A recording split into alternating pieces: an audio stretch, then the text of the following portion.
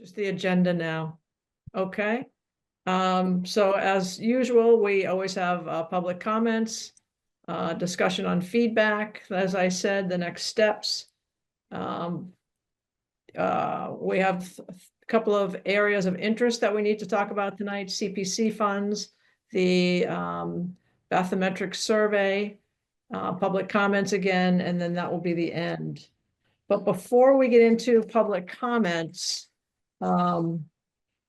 we have minutes of the meetings from January 16th, 2025 and February 11th, 2025. So do I have a motion to approve the January 16 and February 11, 2025 minutes? I move that we approve the January 16th and February 11th minutes. Thank you, Liz. Do I have a second? Second. From Sven, thank you. So all those in favor, let's go around the room again. So let's see, Vicky, Aye. Paul, Bohm, Aye. Malcolm, Bryant, Aye. Jeff Collins, Aye.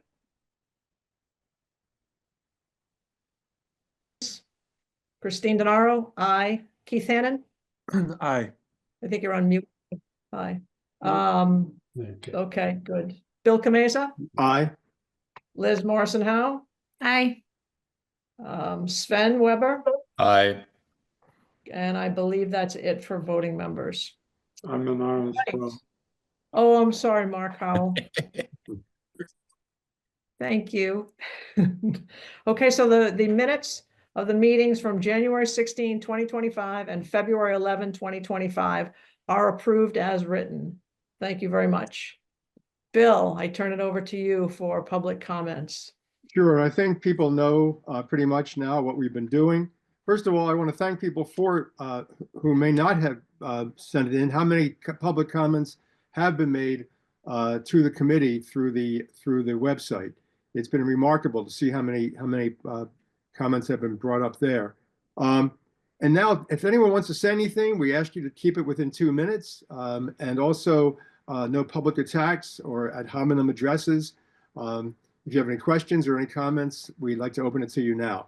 So Rachel or whoever has control for the hand raising. Yes, if you over have, to you. yes, if you have a comment, put up your hand and I have to then turn on your microphone. So give a pause before, and hopefully this will work.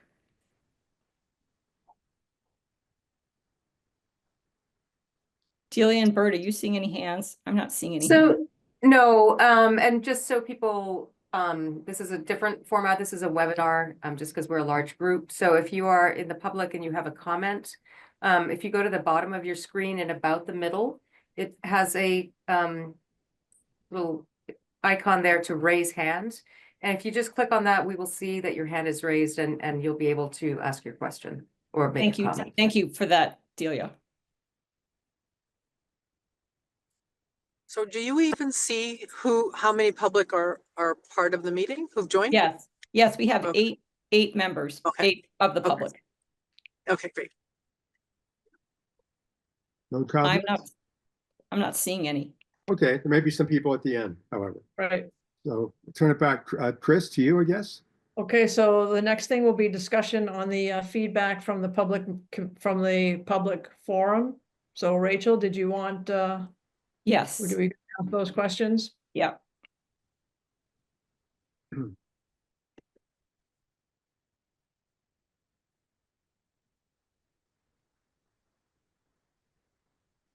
So we're entering into our deliberation phase, but it's really important to try and get some feedback and think about what you might have learned at the from the public meeting. And so we really decided to prompt you with 2 questions, which you are not limited to.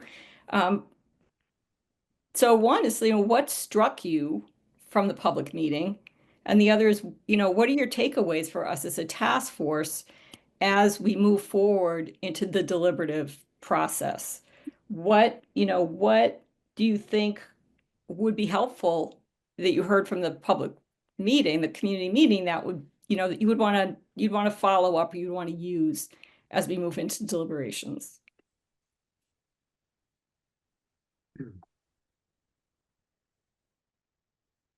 And I would invite you to just talk because it's really hard for me to see actually, I think that I might just take down the share because if I'm sharing my screen, I can't see you. So I can't see what you're doing. Sure, take it down. Yeah. Okay.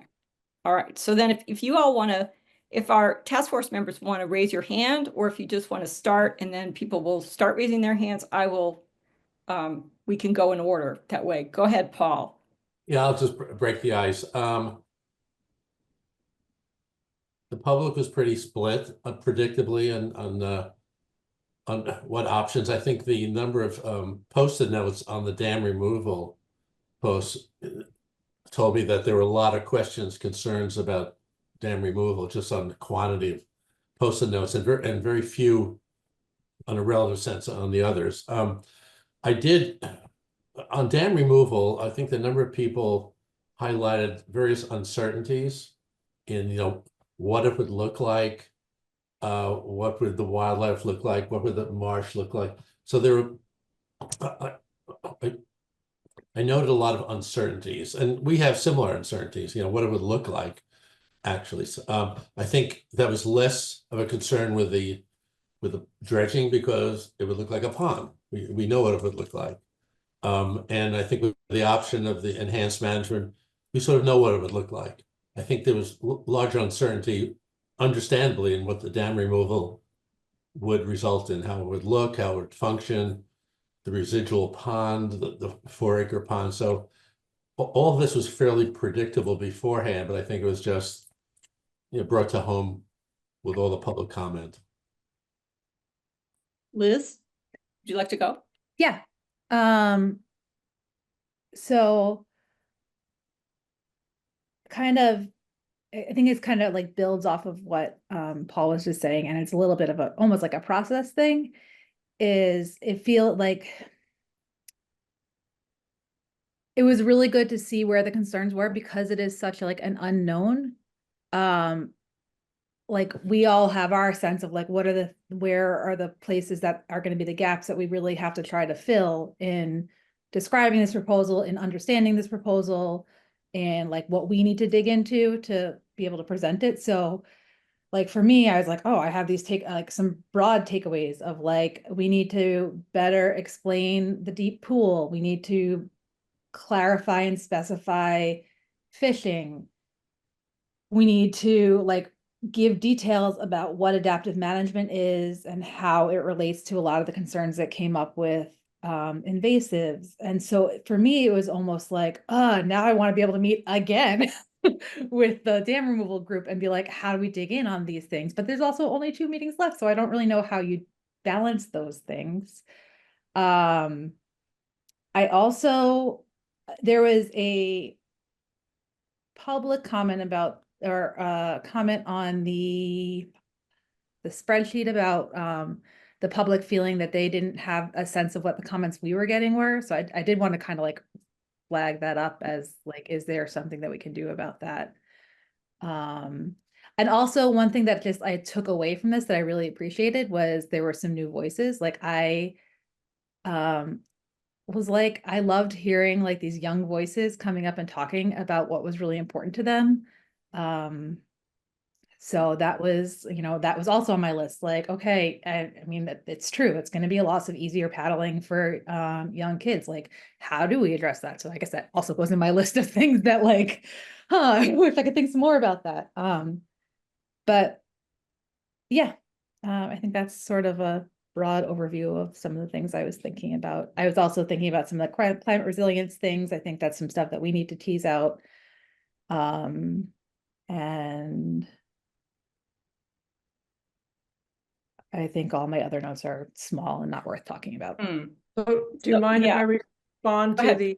the public comments there, Liz? Yes, please, because I felt like that was probably a discussion that had happened already, and I just wanted to know.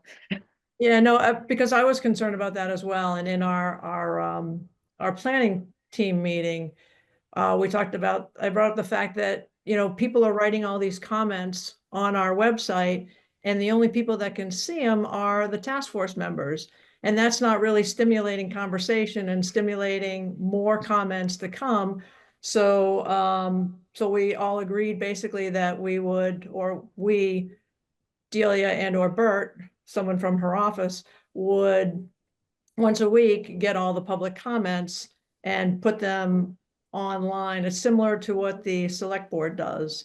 So she'll put them all on a PDF, and then you can go to our website and there's a link where you can click on that and you can read all of the public comments. So the public comments are up there as of Monday, I think it was, as of Monday. Man, I'm like outdated in what I brought up, sorry. Not at all. No, I mean, that's No, it's an I'm glad you important brought that comment. up because we hadn't really shared that. So thank you for bringing it up. So, Awesome, Okay. awesome. Malcolm, would you like to go? Yeah. Hardly know where to start. I think the discussion has just been had with the making the comments available so that people can see about them is important. But I think we need a mechanism. We've got many of the comments are asking questions. They're raising hypotheticals. And while we were able to respond to people in the public forum, interrupt for we're just not, 1 second. I apologize, Malcolm, but Rachel, Vicky is out and she needs to come back in. Oh, She's there. here. She's here. Apologize, Malcolm. that's all right. I'll take it personally and never speak to you again, Chris, for which you'll be very happy.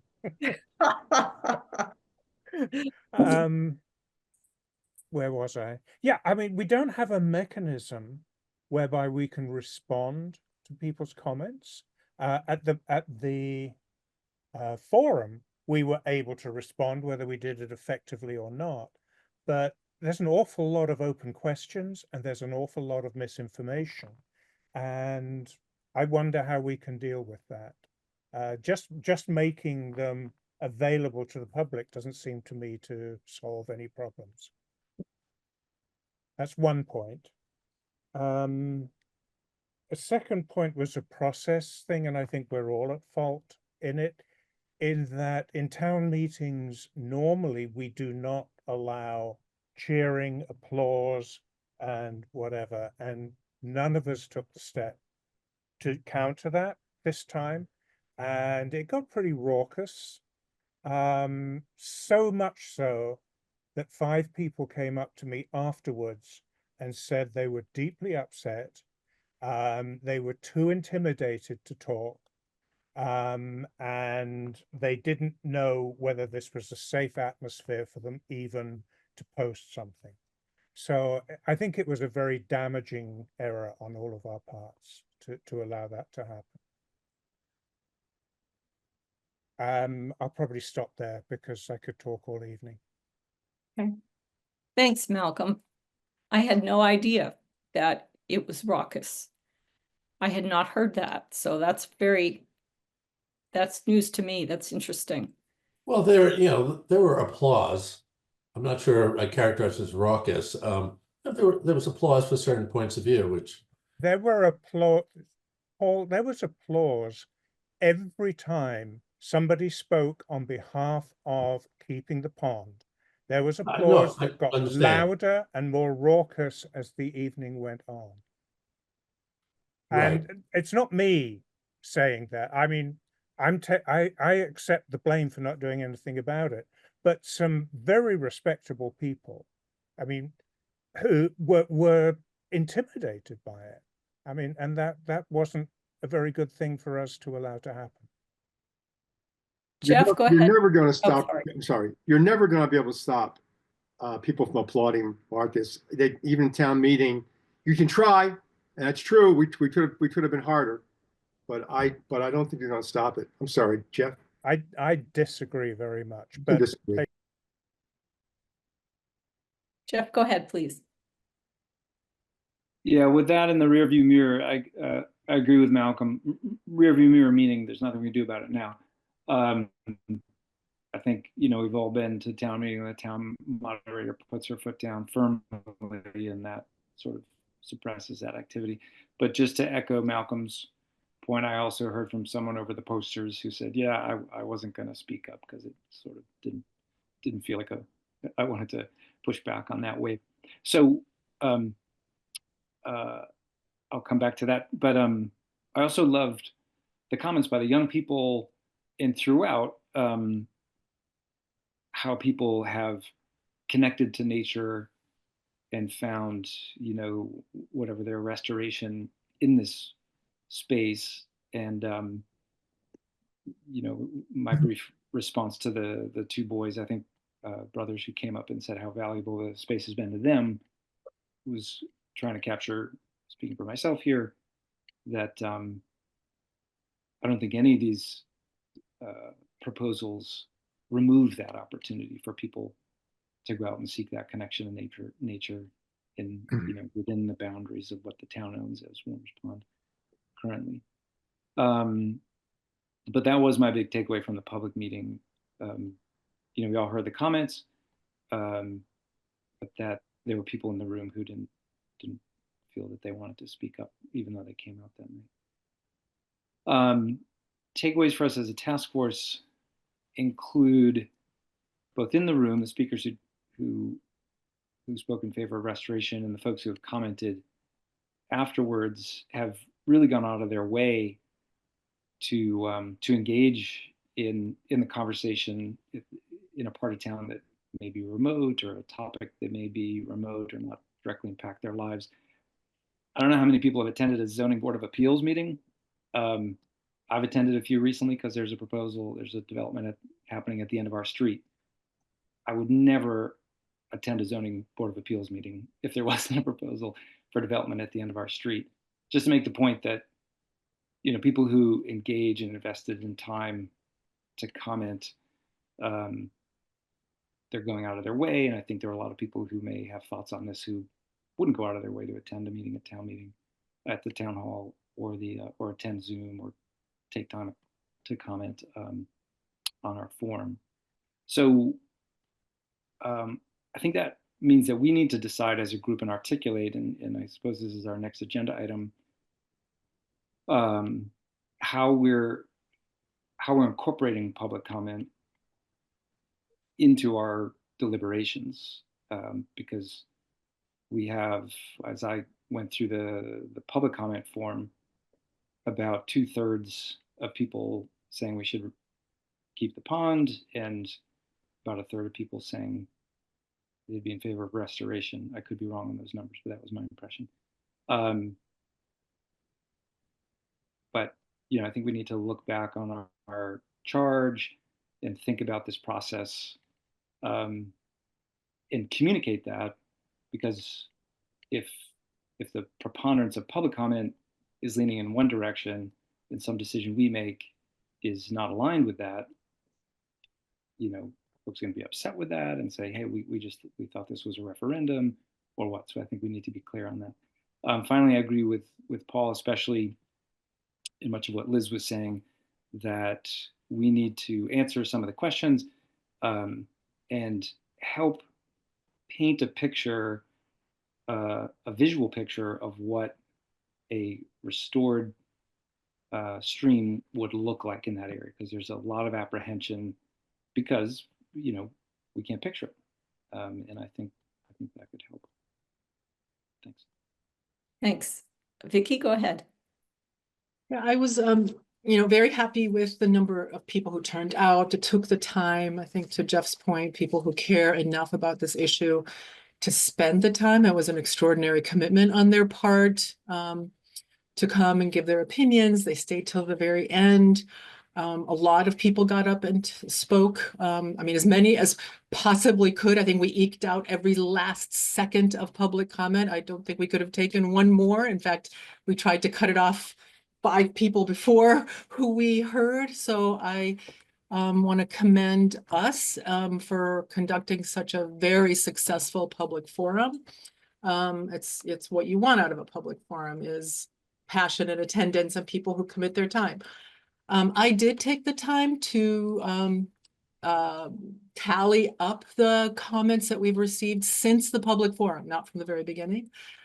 So I just want to share, as my tally is right now, it's not perfect. I could go back and clean it up, but right now we had 21 abutters comment and 67 non-abutters. So I'm very happy that, you know, because people keep saying this was all abutters, this is all abutters, and it really isn't all abutters.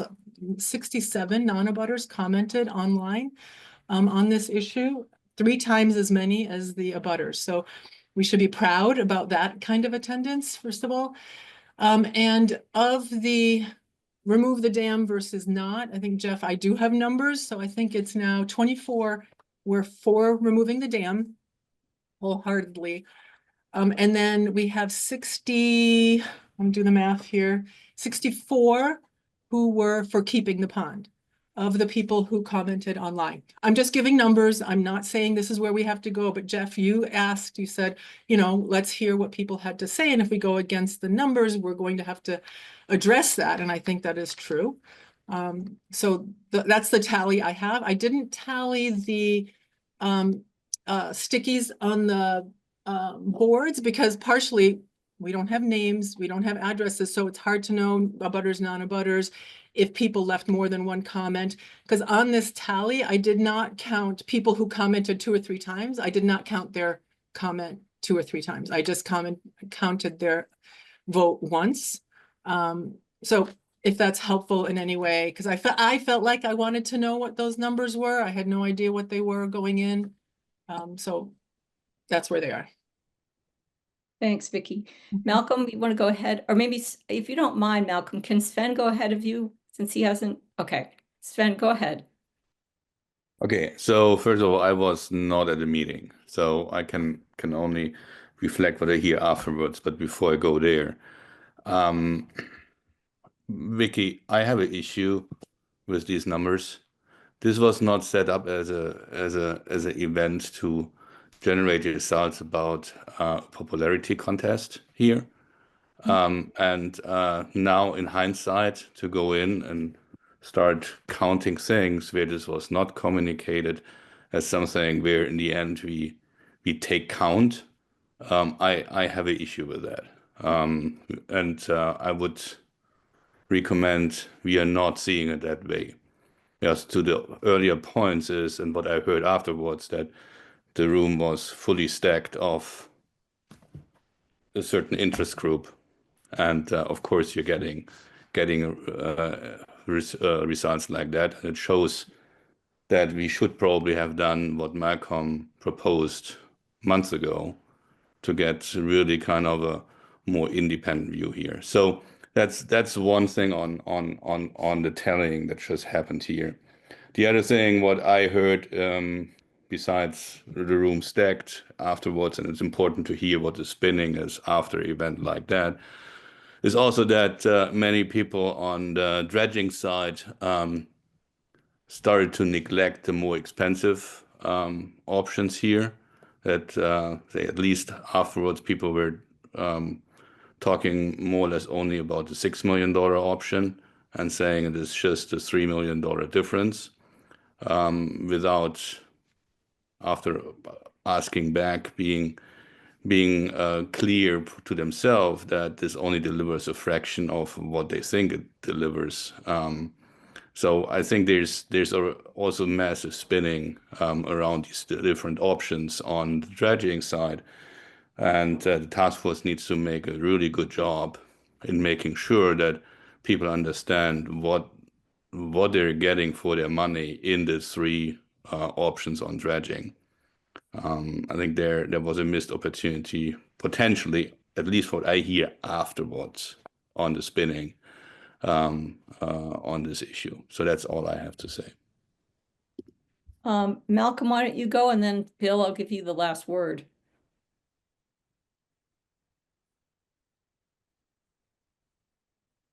Service industry across this country relies on. Malcolm? Sorry, I was muted. Could I share, please? Yes. Hang good. on. Okay. Make sure I've got the right thing here. I think that's it. On the subject of the written feedback we've received, I took the time to go through that PDF document that you're shared. And just Malcolm, sort of, can you hear me now? oh, your screen was blank. No, it's Yes, I okay. know You're it starting to was see blank. bullets. Go ahead. They're bullets, and I'm using stupid animations and whatever. So we have received a total of 142 submissions through the portal, and that represents 105 individuals who have done that. Of the 105, 10 people actually don't live in Concord, and 2 of them live in another state. And 8 of the people who made a submission left neither a name or an address. So we have no idea who or what they are. And going forward, I've just taken those 18 out. We can always put them back in if you, I mean, it's not that important. But we end up with 123 submissions by 87 people.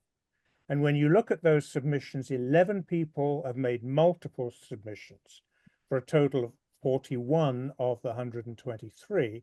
One individual alone made 12% of the total submissions. And the top 5 made over a quarter of all of the submissions. So I think we have to be a little careful when we're looking at these things. And just for the next bit going forward, I put them into 3 categories. If the person expressed no opinion and what they were doing was asking a question or making a comment, I classified them as no position.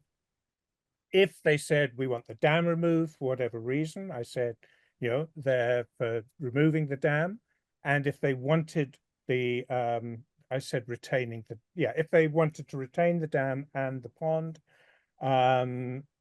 either through dredging or the no action group, I said, you know, that's what they want.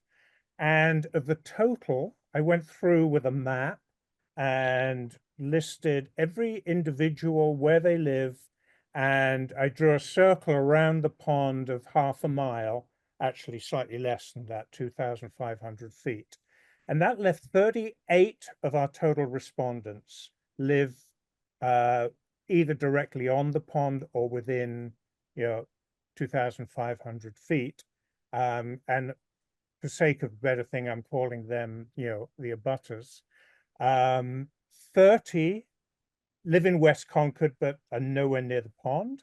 And 19 live on the other side of Route 2, sadly for them. And when I cataloged those, if you look at the total number of submissions, we get numbers close to what Jeff said. 65% of the total submissions we've received are in favor of retaining the pond, keeping the dam. 25% in support of removing the dam, and about 10% took no position. If we unpack that a bit and we look at the population of abutters, the 38 people who are abutters, of them 87% want to retain the pond. Only 2 people, that's 5%, actually want to get rid of the dam, and 3 of the submissions had questions and didn't take a particular position. If we look at everybody who lives in West Concord, and that includes the abutters, the results are much the same.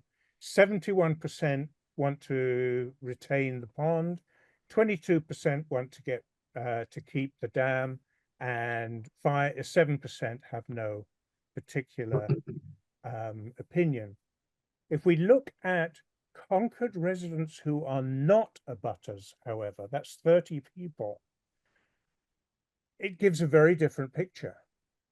We get 43% want to keep the pond, only 47% want to get rid of the dam, and there's still 10% of non-committals.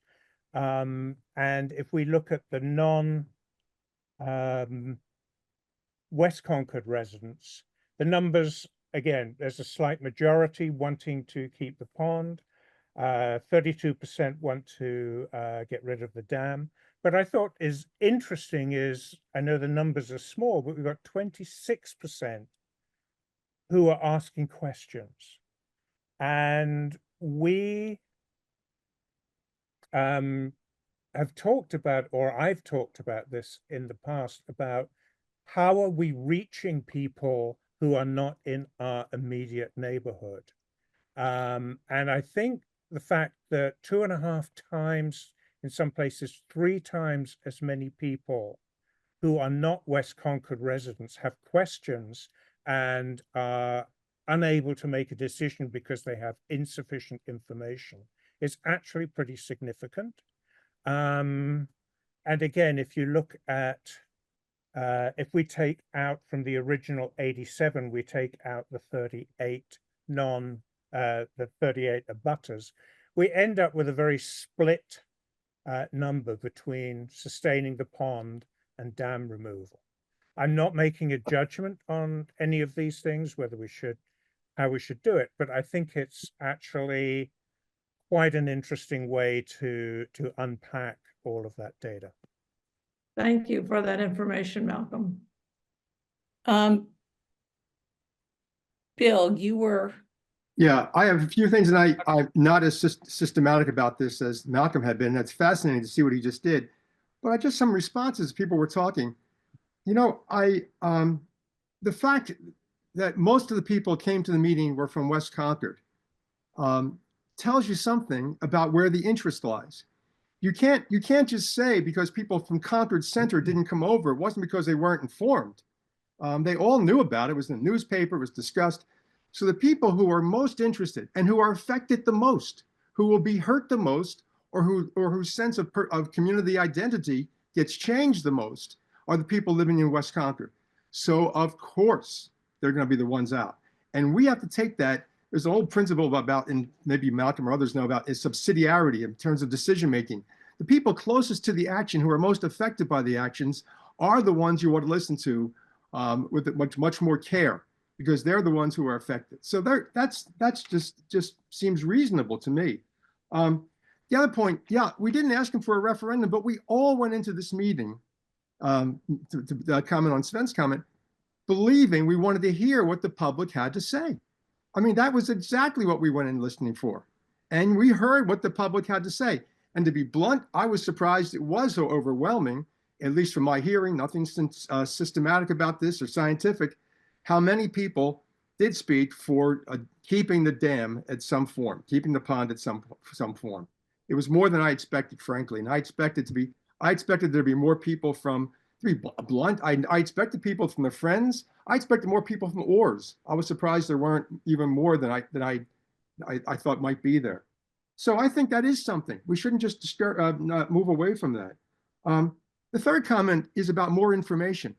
We can drag this out forever looking for more information, and we can continue doing that. But at some point, we're going to run out of time for ourselves in trying to come to an answer. I didn't hear, frankly, a lot of new things in one sense at the meeting.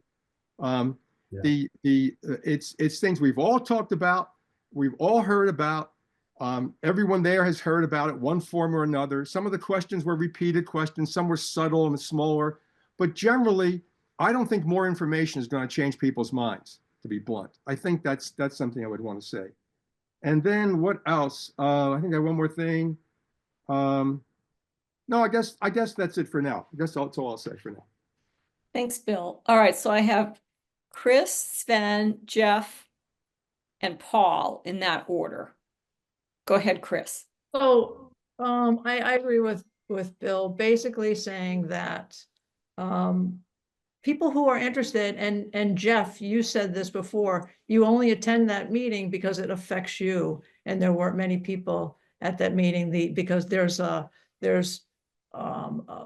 houses or wanting to be put up in the land next to you, so you have a vested interest in that. people that have participated in this, listening to us, coming to the public forum, they are coming because they are interested. They want to know what happens to this.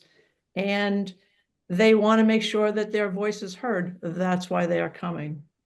As far as the dollar value in looking at people, I think it was Sven that said that people were just looking at the lower volume or the lower priced dredging plan.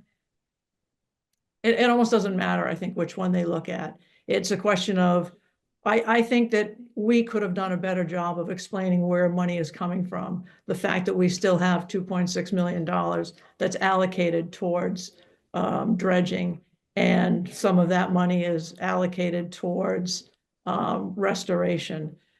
I think that we also could have perhaps done a little better job of explaining that, this money is not going to affect their taxes. We need to figure out a way that how to utilize CPC funds to make this happen. And knowing that there's, and we did talk about this, knowing that there's other MCI is coming up. What are they going to be looking for? Do they want just a stream over there, or do they want something that's more of a pond situation? I think continuing along the money aspect, there was a question raised about for the dam removal group, well, what would happen if the stream doesn't go where you have planned for it to go? How much is that going to cost? And we really don't have an answer for that either. We do have an answer. We do. I thought you said it would be on the 100% design. So that was what I got from that. And basically that's, we're looking to hear from the public. We wanted to hear their feedback, good, bad, or indifferent. That's why we had this public forum, to hear what they have to say. So that's basically it for now. Thanks, Chris. Sven, you want to go next? It was Jeff, and then Oh, I'm me. sorry, Jeff. I'm losing track. Thank you.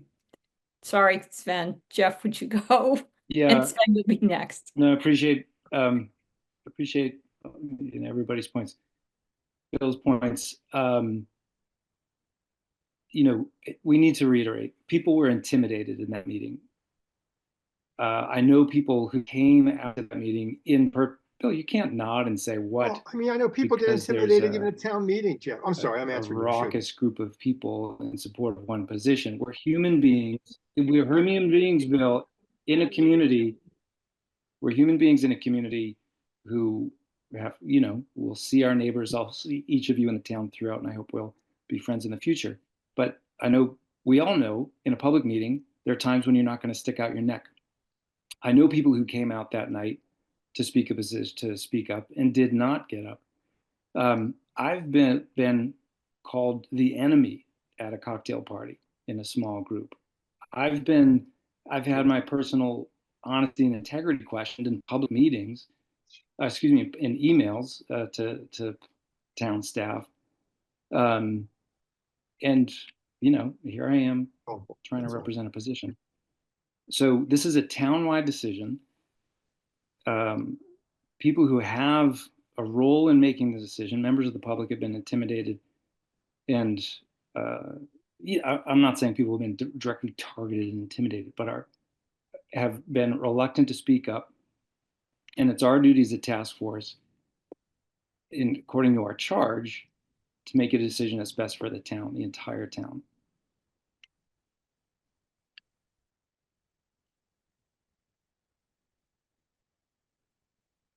Did I go next, or is it Sven who's turning this? I believe it's either Sven or Paul. Okay, I go and again. Okay. First of all, just remind everyone the timing of this event. It was days before a highly contested election. There were a lot of events going on, 7 candidate forums and everything. I know a lot of people who are just tired of going to events. I just want to make sure people understand this. Of course, if you're motivated, you're showing up there. So we should take it. We should take these things, but we also should back. I want to follow up. That was my second point on what just Jeff said in a half sentence. We have a charter for this task force, and the charter is to look at the whole picture for all of Concord.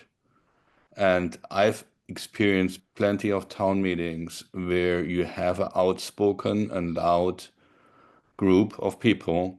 Sometimes they win in town meeting. Sometimes the vote goes another direction because people think about the overall impact of the town as such. And I think, as I understand our charter, is we have to look at the facts, at the options, at the overall recommendation for the whole town, and not just because I have friends who are more fiscal conservative, and I'm sure they will show up when they realize this could be one of the options is a $12 million option on the table. And others have friends that live next to the pond. You can start a big kind of a popularity contest, but that's not our job as a task force. Our job as a task force is to look at the different options and to come to a recommendation which we believe is the best for all of Concord. And I leave it with that. I think, Paul, you are next. Yeah, so I want to just follow up on what Sven was saying here. So first of all, on this public forum, my understanding was that this was an information session, that we were briefing the public on the three options. We were getting questions, and we were trying to answer those questions. In fact, there was some early debate whether we should even allow questions. The fact that we got input from the public was nice, but this is not a referendum. We're at the point now where this is not a referendum. We've gotten, we know what those opinions are. And Malcolm, I love your statistics, but I don't quite know what to do with those statistics, because I think now we have a job to do. We have to deliberate on the options that we've spent a lot of time researching. In spite of the headwinds of some of these options, we've spent a lot of time with these options. And the question now is, what do we do with the information, with this feedback? How do we, as a task force, how do we incorporate this feedback, or do we incorporate this feedback, and how into our deliberations? Because I was reminded of the criteria. We have 5 criteria. Not one of those was public feedback. It's all embedded in a lot of those, of course, but what the criteria making a decision, we're keeping one eye on sort of what the public is interested in, but our criteria are very well established. We spend time talking about those. They are character, town character. They have livability. They're ecological. They are recreation. There's fiscal. I think we have to focus on those criteria because we have a job to do now. And I think the information we got at the public forum was useful, but as I started out, it was predictable. We've heard it all before. I respect everybody's opinion. I don't know if we changed anybody's opinion, but I think we did the best we could up to this point of researching the information. Now we have to figure out, we have a job to do to close on this. And I don't want to get hung up so much on the statistics of the feedback, because there was nothing surprising in the statistics. We could have predicted that beforehand. So I want to focus on how we do our job and how and if we incorporate this feedback, because I don't know, it sounds like we're trying to incorporate the feedback, but I don't know how to do that or if we should do that. I have lost track of who was next. So I have Malcolm, Liz, Mark, and then Vicky. Vicky, I know you're last because you just raised your hand. Liz, do you want to go or? Yeah, sure. Okay. So I was just gonna say, and I think this kind of ties a little bit to what Paul was just saying, which I'm doing a lot of tonight, apparently. I feel like, well, first, I'm really curious if people actually think about what people said during the forum. I know I've heard like some people think, oh, it was all familiar. So I don't want to get like super hung up in the feedback piece, in the quantity of feedback piece of it. But I do think that there is a piece of in the criteria, we could really be, when we're thinking about, we have particularly had the criteria around livability and values, and I think that is going to be where a lot of this kind of idea of this feedback is going to take place. I can't remember who said it, but the idea that the people who are the most impacted, what are they thinking about? I think that ties into some of this livability, values, does it reflect the character? So I wanted to call it, like, I feel like there is a way that we can be thinking about this, and I don't think it's just livability and values. Is I live right on the pond. I love it. I think we also saw some things that were like, well, what does Concord stand for as a town? Like, I think there are a lot of different ways that all the bits of feedback that we've seen can sort of be tied in there. But I do think that's one way of kind of understanding and incorporating the idea that the people who are impacted most are going to have a lot to say, and we should be not necessarily being like, yes, what they say goes, but we should like really understand it. But I said I didn't want to get hung up in that, and then I just did that. So that was sorry. Thanks, Liz. Mark, and then Vicky, and then Malcolm. Sorry, Malcolm, I'm pushing you to the end. Yeah, so I'll jump in because I haven't said anything yet. Hey, Mark. I did hear some new things which I think are worth noting here. I felt I got some very specific feedback that people were hearing about options and approaches that they weren't that familiar with. I heard a lot of support for the work that we've been doing here.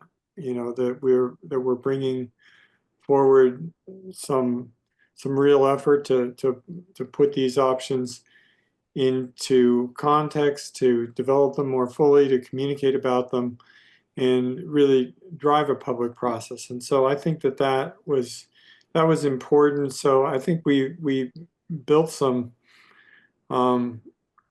capital in terms of confidence from the community. I think that we do have some hard work to do now. It was intended to let people know what we were up to and tell them that we're about to try to refine that into a decision.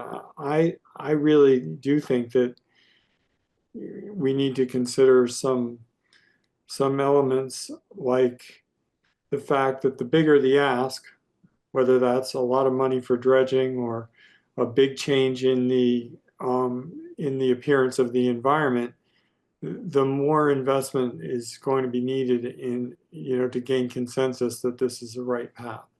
And so I think the first thing that people need to hear is that we care about the elements that they're expressing, and that we take them very seriously. And then I think that our next task is to try and put that in context of the other things that are going on. I think that I don't remember, maybe it was Paul who pointed out that, or Sven, that a lot of people had a lot of things on their plate and their minds. And I think that even after the town election, and with the 250th coming up, and with some of these other things, people still have a lot of things on their mind. And so I think if we're going to, the solution, I may be moving towards trying to come up with solutions here, but I think that the solution that we propose, whatever it is, we really need to consider that some form of consensus building and understanding is going to need to take place around that. And so I would urge us not to recommend, just do something to be done.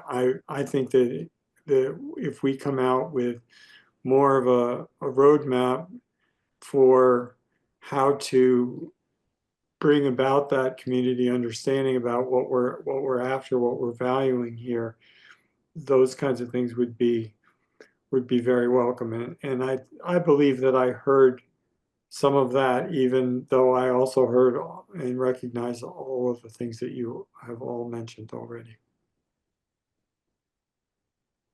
Thanks, Mark. Vicky, and then Malcolm, and then I hope I can do a little summary and kind of set us in towards the next steps here.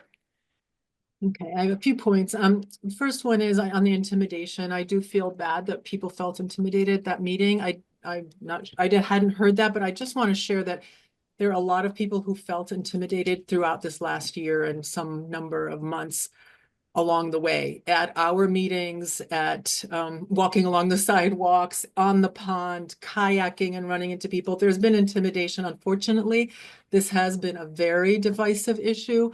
And so the intimidation is shared through a lot of number of people. I was thrilled that some of the youth came up, and despite being quite nervous, that young man did it twice and he powered through his comment. So he was intimidated. There was a lot of yelling in the corner at him when he tried to get up there. So there's been a lot of intimidation all around. We should just acknowledge it, and we should own it and move forward but despite it. We asked for this public forum, 2 of them, because we wanted people to catch up with what we've been doing for the past year. We wanted their feedback, and now we got it. So I just want to throw that out there, that we cannot put this away as, oh, well, now we heard them, we need to do it despite that. This is what we have been working towards, is this public forum to get public feedback, and we got it. And I did hear some new things, Mark, to your point. I heard that the Webelos, that was new news to us. That was unfortunate news to come out at that meeting. I wish we would have heard it previously so we could have thought about it a little bit, but that was new news. And so that was unfortunate, but we were all surprised by that update from David Owen. We also heard a lot of support for the work. And so I want to live in that for 1 second.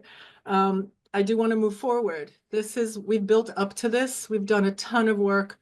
We knew this was coming. We knew some of us were going to hear things that we liked, and some of us were going to hear things we didn't like. And that's what we heard, that no surprise. I don't go to any Haywood Meadow meetings. Doesn't bother me. I did not go to the middle school vote. And a lot of people who had children went to that middle school vote. I think that's how it works in the world, that you go to the things that you care the most about, because we all have to decide where to put our time. This was like a 4-hour meeting that people dedicated their times to. They had to want to be there. And so I didn't go to any of those things. Some other people came to this. It's natural, and we heard it. So I just want to throw that out there.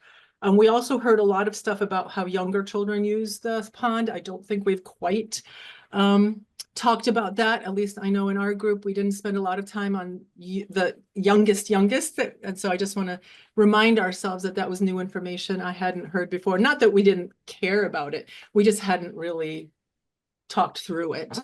So we do need to consider that. And there was also quite a few scouts who were willing to be more involved.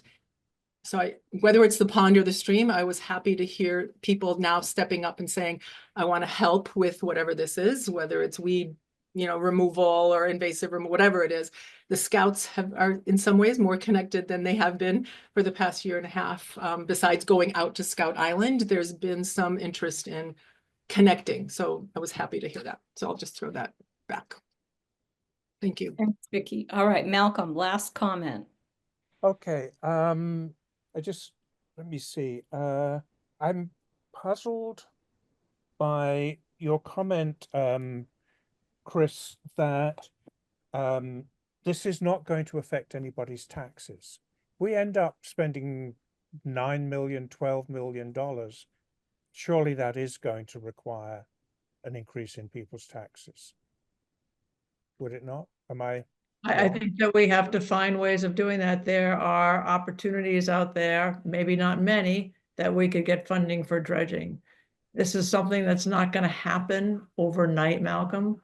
I believe that we can go to the CPC and request more funds moving forward.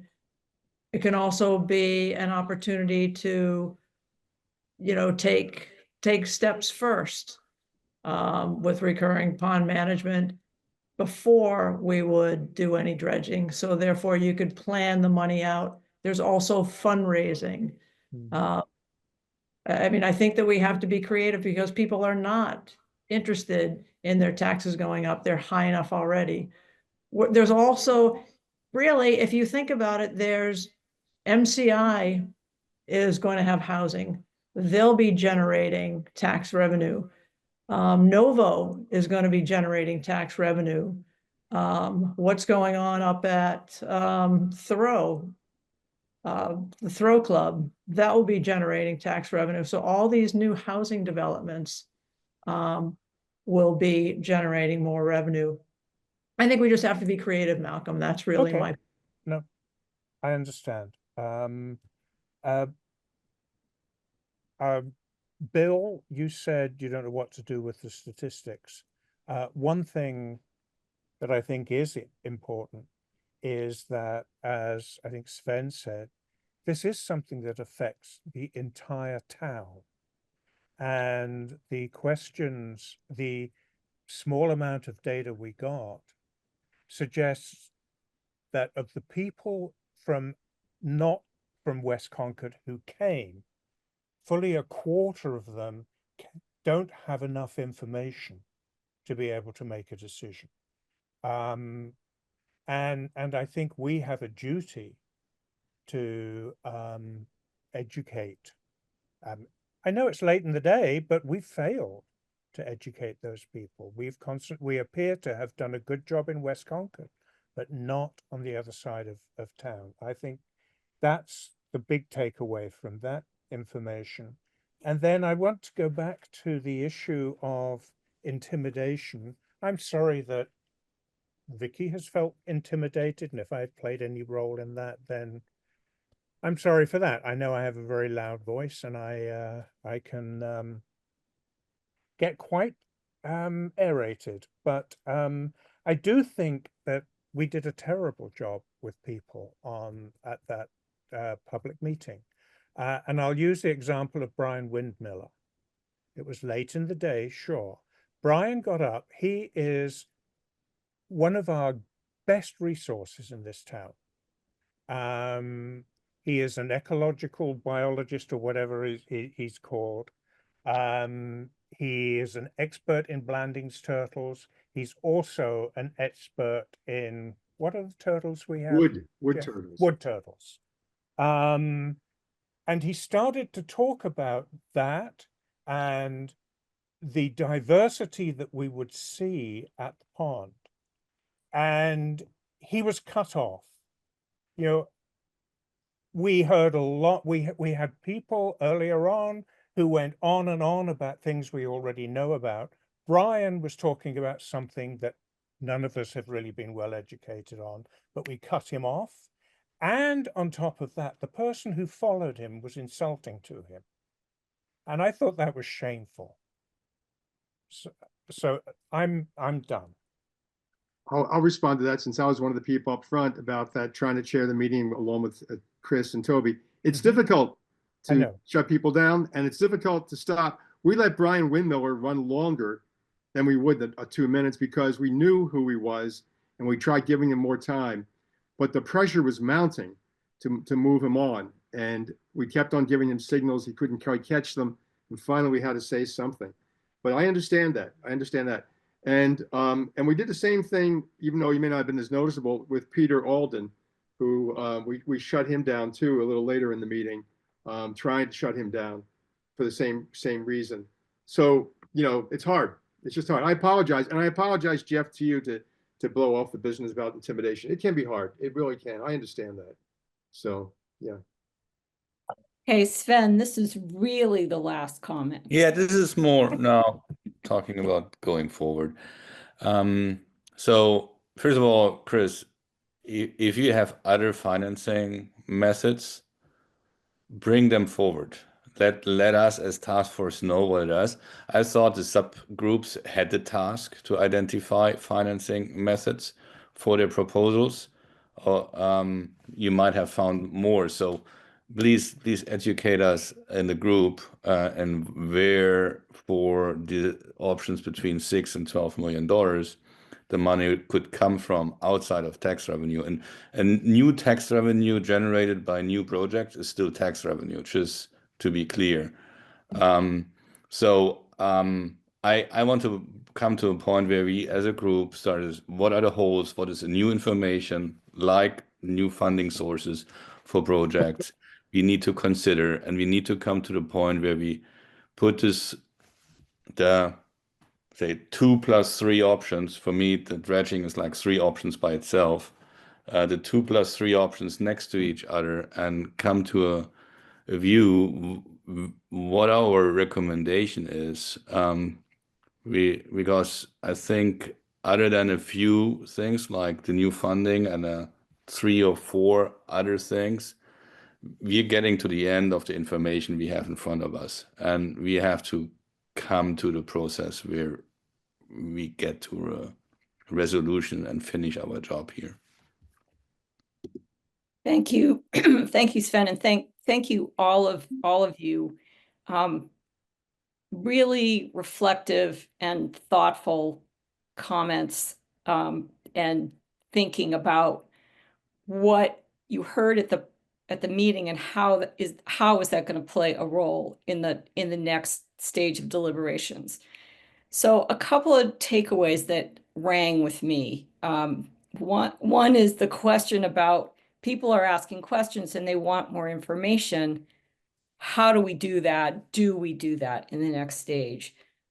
And another is what to do with the public comments. How do we use them? How do we incorporate them? What do they mean?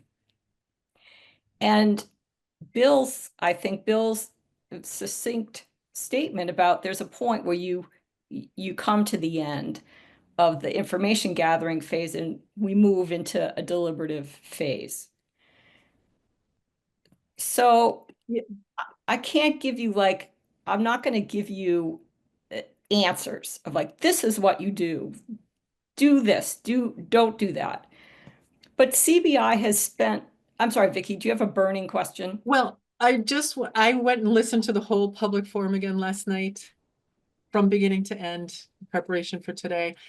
The only thing I would say on what do we do now is Toby said 3 times, please leave your comments because we're going to incorporate them into our final report. Please leave your comments so that we can respond to them. I hate to throw this here, but it was said to people 3 times as we were closing up, don't worry, you still have a chance to make your comment and ask your question. So I don't want to dismiss that and have people say, you told me if I wrote it in, you were going to do something with it. Now, it could be that we incorporate it we clearly incorporate the concerns into the final report.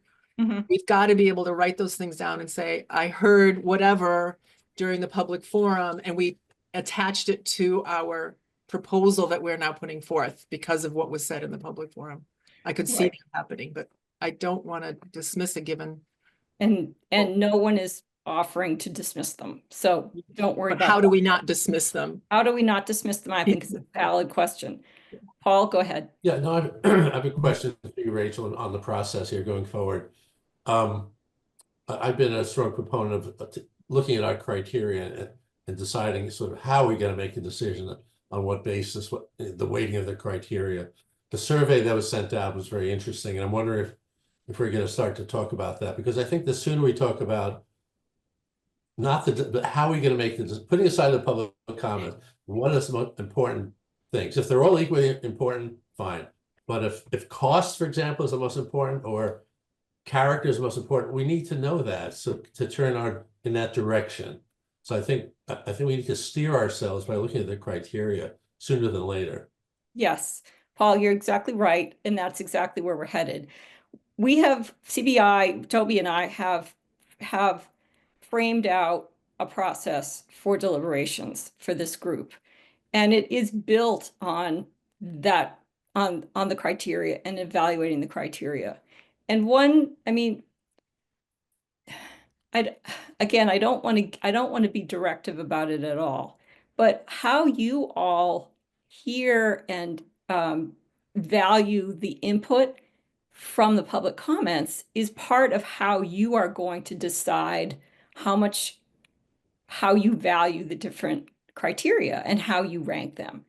And I'm going to show you some slides to kind of show you what the next steps will be. I mean, we're turning to a different phase of this project. We're entering the kind of the last phase of the work. And so the goal in the deliberative phase is to get as much alignment as possible. The goal was to get at least 75% consensus, and we would like to aim for more than that. The process of doing sort of an evaluative approach is that we get qualitative information as well as quantitative. So we tend to steer away from voting in a consensus building process because it puts people in lanes. Whereas looking at how you weight and how you value different aspects of the choices in front of you allow us to kind of look at where there are spaces where values can be traded, or people may share values but weight them differently, and we find spaces where consensus can be built. And that's where we're headed here. So Paul had suggested this SurveyMonkey voting straw poll, which Toby and I both are open to you telling us, especially the planning team, you can say that we told you so, because when this idea first came up, we said exactly what I'm saying to you is we really don't like voting. We really like to try and stay away from that. But 9 of you filled out this SurveyMonkey, and we thought it was a really good icebreaker to turning everyone's minds toward the deliberative phase and away from the information gathering phase that we've been in. So if you would like, I can take a minute and I can show you just what the results look like. And again, this is just straw sample, like icebreaker, but it shows you what everybody thinks on the basis of the question that was asked. So I guess the first question is, are you okay sharing this with everybody? Because you haven't seen each other's results yet. And if I show it to you, then the public is going to see this too. I'd say go for it. Anybody really object?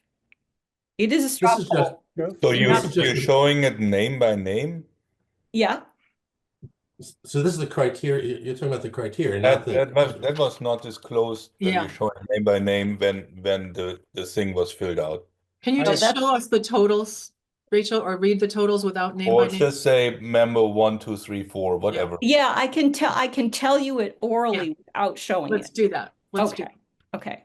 So this is from the survey just to be clear, this is the SurveyMonkey poll, right? This is the thing that got sent out.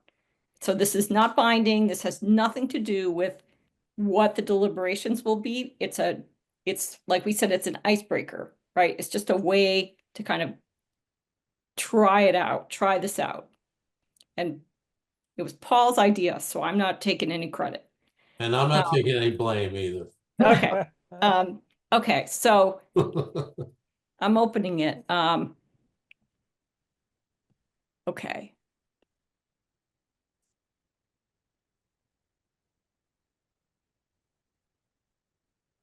Okay, so I can't show you the survey at the same time. So basically, Read it. the Rachel, first, yeah, I'm going to read it. So the first question was, what's your name? So I'm going to leave that out.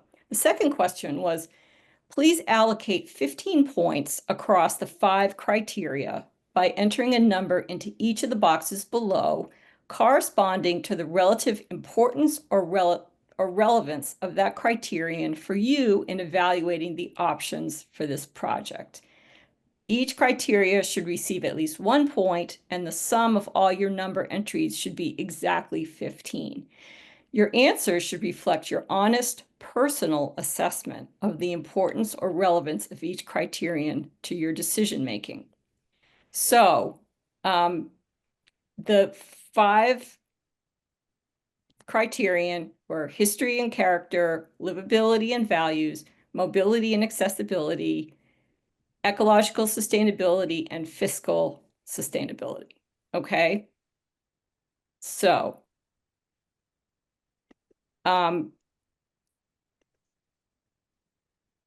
we have respondents that gave fiscal sustainability and ecological sustainability the top. We have respondents who gave every criteria the same score. So that everything got 3 points.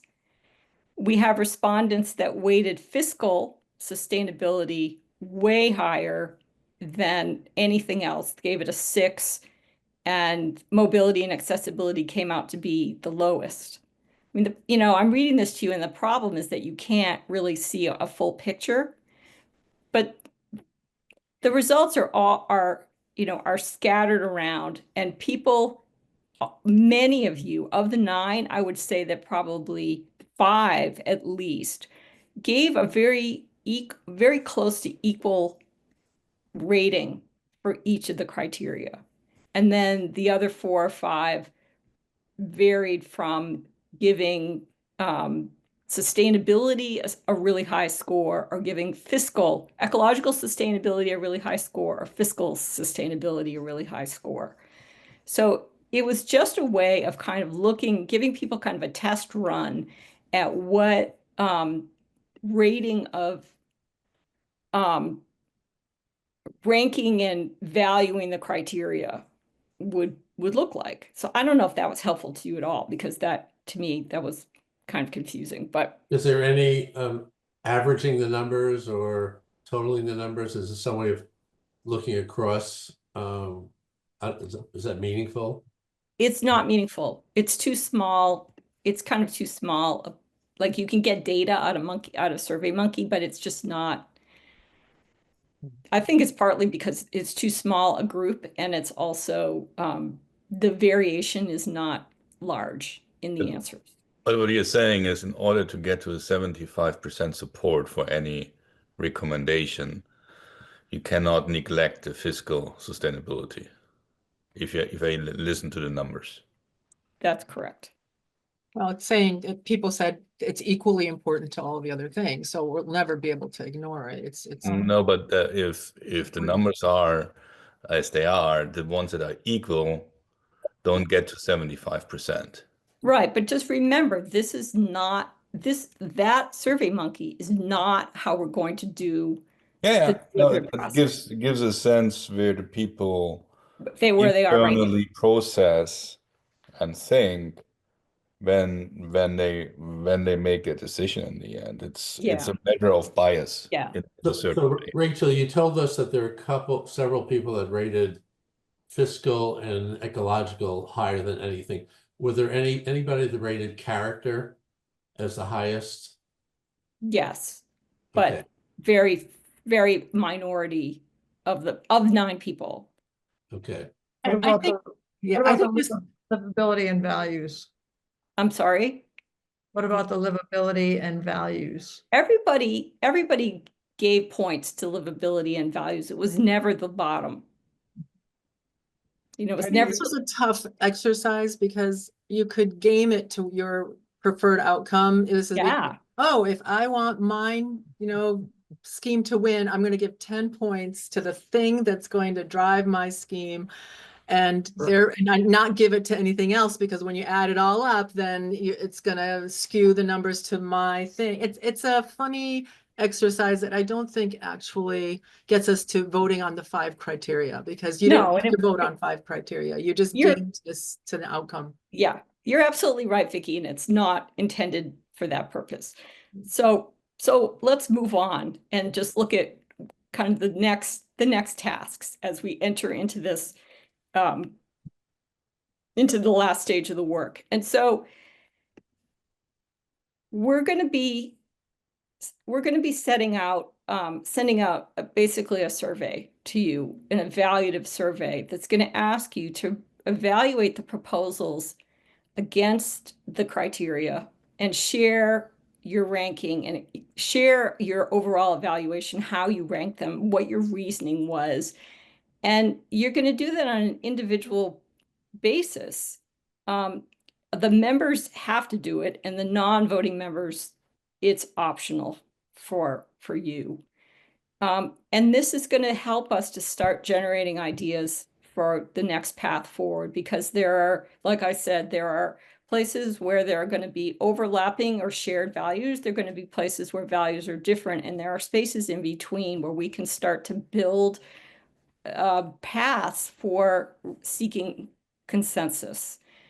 And so the next meeting that we would have is, our intention would be that you will have completed the survey and the evaluation process, this first round. We will have the results from that. We will provide you with a full analysis of that, not only your answers, but also some analytics that we'll do to kind of show you what we're seeing in terms of commonalities, differences, places where possible agreement could be forged. And then the next meeting is going to be that and the discussion of all of that. And so we're anticipating that the next task force meeting is going to be a big meeting, which is part of the reason that we really squished this meeting down into this format. So I guess one of the questions that I have a whole bunch of questions, but one of the questions is really, are you willing to do that? And are you willing to have like a 3 to 3.5 hour meeting next round? And, maybe, we'll take a break for snacks or something to really dig into this, because we will really only have one meeting, or 1.5 meetings after that to wrap this up. Paul, go ahead. I think we need to dig into this. This is really important. But my question is on the survey. Is this going to be anonymous or with analytics, or are we going to look at how everybody rated it? Because I find a lot of value in looking at what my colleagues did. You didn't want to share the SurveyMonkey results, which I'm not sure why, but I'd like this not to be anonymous. So first of all, it is not going to be anonymous. It cannot be anonymous. There's huge value in everyone seeing everybody's answers. It's going to have to be public. I would have been happy to share the SurveyMonkey results, but members of the task force did not want me to do that. So that wasn't my call. Okay, got it. Okay, but absolutely, you are going to see everybody's answers. It's really the only way to make this happen. And it allows for both that sort of private you sitting and figuring out your answers and your rationale for why you decided to rank things the way you did, and how you're valuing the criteria against the proposal that you think really serves the interests of the town in the best way, but then also allows you to have that full discussion with the whole task force out in the open afterwards to really dig through what everybody said and that's where we start to find, are there trade-offs? Are there places that we can build something? Go ahead, Jeff, and then Liz, I see you. Thanks, Rachel. You may be getting here, and sorry, but when we're looking in the SurveyMonkey at the alternatives, how are we going to weigh the scenarios? It's not going to be a SurveyMonkey. Oh, good. Okay. Okay. How via survey? How are we going to respond? Okay. So regardless of the platform, let me just give an example. So dredging has 3 discrete scenarios of different sort of cost and dredging amount. The budgets were put together in a way, well, in the report we all sent out, to sort of parallel each other, but the dam removal proposal, and others speak up here if I'm misspeaking, but was listed as like dam removal scenario A, and then the alternative ongoing management scenario B, sort of as different options, but we all saw them as one whole in the proposal. So I'm just sort of saying, yeah, what are we going to see and what are we sort of weighing against each other? Right. Liz, do you have a question that goes with that, or should I answer Jeff and then go to you? No, go ahead and answer, Jeff. Okay, so very important point of clarification. Thank you, Jeff. This is not SurveyMonkey. We're not using SurveyMonkey. We're using CBI's approach, which is gives you space to write. We want you to explain your answers to things. So this is not going to be, it's not it's not SurveyMonkey, Fine. it's like all the way that I can tell. You raise a really good question, Jeff, about the dredge options. Because right now, what we're planning is that you will have 5 alternatives to evaluate, because 3 of them are the dredge proposal.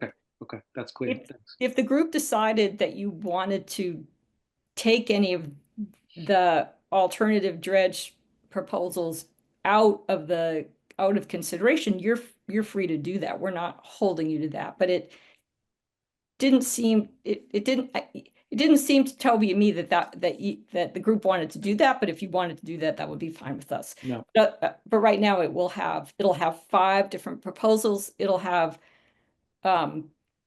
questions about your reasoning, questions about your rationale, and it's going to sort of ask you a sort of different combinations of questions, so that we can really pull as much of that qualitative information out as we can.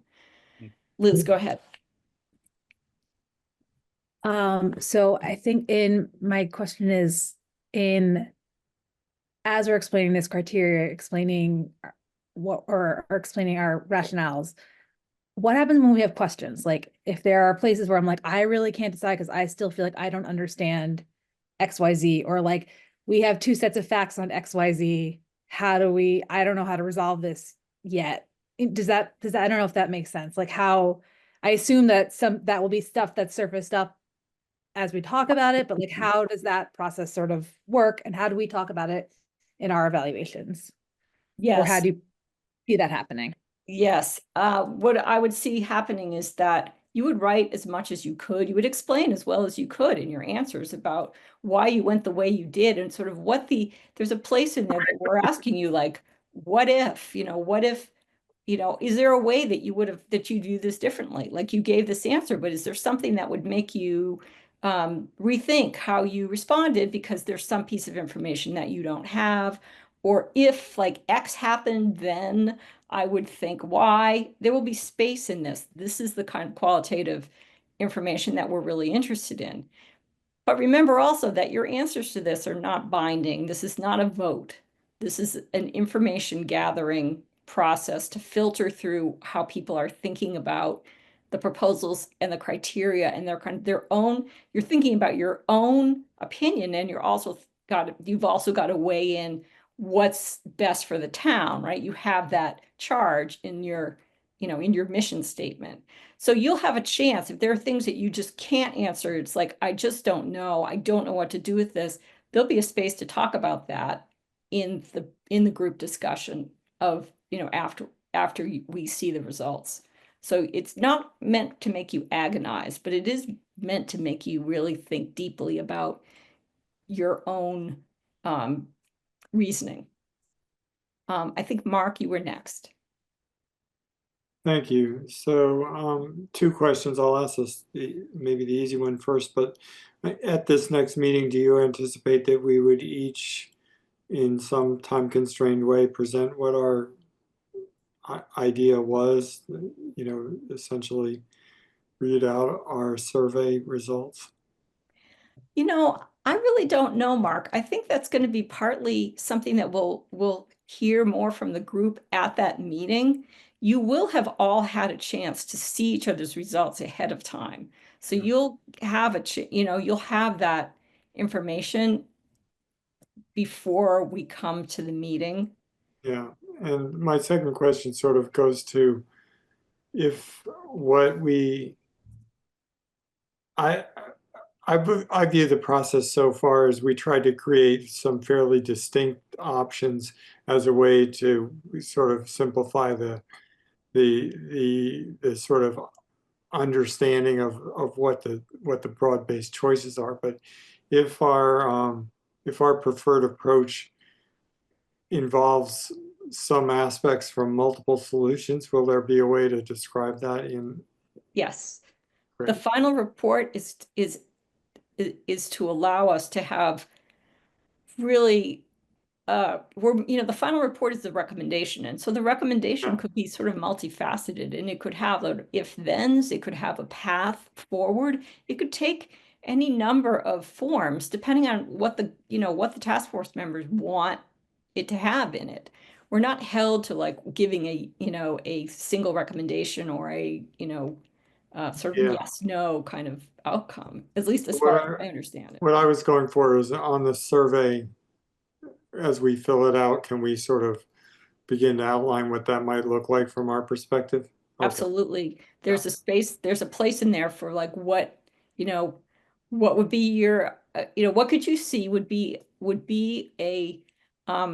an agreed upon pathway that you think other task force members would join. We're Okay. looking for you to interact, to think about what each other would want. You know each other really well now. This is part of helping you kind of think about that level of engagement as we move forward. Right. Vicky, I think you're next. Yeah, so a couple of things. Because I was on the combos idea too, Mark, on how to get there. Because what I do worry about is everybody going off into their corners all alone again and writing down what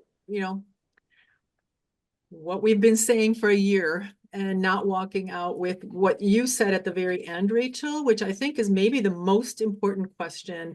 And maybe that's what we could all be focused on in this exercise, which is given what you have learned over the past year and what you have heard from the community and what you have read in all of the comments and all of the stickies and from all of the experts, given all of those things, what is the path you would like to propose to this task force that you think we could get agreement on to move forward? To me, that is the question.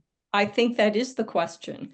Well, except I don't want to vote on dredging 1, dredging 2, dredging 3, and then come up with that. That's the only thing we should be doing is coming up with that one or two options that we want to talk about with the task force, because that's going to take time. This is a way of getting there, and this is not a vote. This is not a vote. There will be a vote some point at the very, very, very end when we're at the final moment of agreeing on the final text. But this survey process is a way of getting to exactly what you're talking about. But you're asking us to evaluate each of the options based on the criteria. So I'm going to spend time evaluating dredging 1, dredging 2, dredging 3, dam removal, and whatever. And I'm going to come up with numbers for every single thing. But at the end, I don't care about any of those things. I'm going to come up with this other thing that I want the task force to consider. I don't think there's a ranking here. There's an evaluation for you to write in your own words how you feel about those and how you feel they meet or don't meet the criteria. And along with that is telling us what criteria do you think are the most important to be considered. How you're, sort of like what criteria really connects most strongly with the proposals that you prefer. Malcolm, go ahead, and then Sven. Yeah, my question is around the financial side of things, and specifically with both the dam removal proposal and the dredging proposals. There are two massive unknowns in both of these proposals. Somebody raised it earlier with the dam removal, is that what we are proposing is dependent upon the channel following a certain path. Because if it doesn't follow that path, we are going to not be able to deliver on what we claim to want to deliver. And we've done our best to budget for that with the information we have. For the dredging proposal, there's an even more unknown issue, which is the fact that the proposal is now proposing to dredge to 12 feet and not 9 feet. And when I know I asked for someone to do this at maybe the last meeting, but we need to know what difference adding those 3 feet makes, because it's a significant proportion. And I am not a very good engineer. Fortunately, my daughter is. So I did a little bit of work with her on this, and I consistently come out with the fact that if we dredge to 12 feet, we will cut the area that we can dredge by 50%. Or alternatively, we double the price for the 35,000 or whatever it is. We, instead of spending 6 million, we're going to spend 12 million. And if we do 100,000, we're going to be spending 24 million. And I don't know whether that's right, but I do think we need to have some sort of understanding of that before we can move forward on this.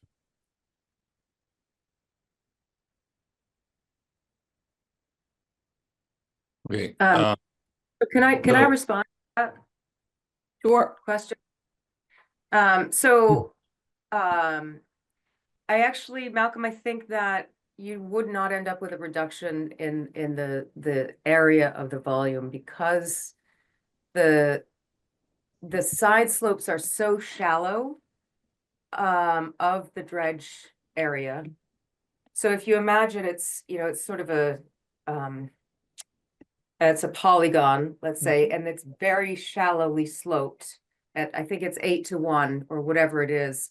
So, you know, only the deepest is going to be at 12 feet. So there's going to be varying levels of you know, benefit at those shallower sections. But because it's not a straight cut down, that volume or that depth increase of 3 feet is just going to mean that you know, you're going to have, I'm not explaining this very well. I'm sorry. If it were a straight cut down, that would make sense that it would reduce the area, but because of the sloping, as I understand it, you will have a larger area of dredging, but not all of that additional area is going to have the same benefit of the 12-foot depth, if that makes sense. So, Yeah, I it Go ahead, makes Sven. sorry. so I think I personally, so in my day job, I'm doing millions of dollar investment decisions based on incomplete information. So perhaps I'm a bit more kind of comfortable knowing that we will never, no matter how much time we spend in any of the scenarios, have a complete set of information. So we're ending up in a situation where we have to make a decision based on incomplete, or form our opinion based on incomplete information. We should ask ourselves is what is in what you're looking at really critical incomplete information that would dramatically change your opinion and your recommendation. And you should document that in that survey Rachel is doing. I think I feel a little bit like Rachel and her firm is not doing this the first time. So we should give here a little bit of trust towards Rachel and her firm and how we get together there. I learned a lot in that, how long is it now? A year or more? I changed some of my thinking on some of these options. So everyone should be in there with an open mind, revisiting, but also documenting what are things in that would dramatically change a certain viewpoint. And if, say, the difference in depth of dredging would dramatically change your view on dredging, Malcolm, you should document that in your comment. And then it's played back to the group. Or if I have, I don't know, something on the let's say, kick the can down the road scenario, sorry to call it that way, where say, oh, I have a, having a fish letter, yes or no, would dramatically change my mind, I will document that. So I think that would be the way to deal with that, instead of trying to extend the process for I don't know how long, and we still will find areas where we have incomplete information.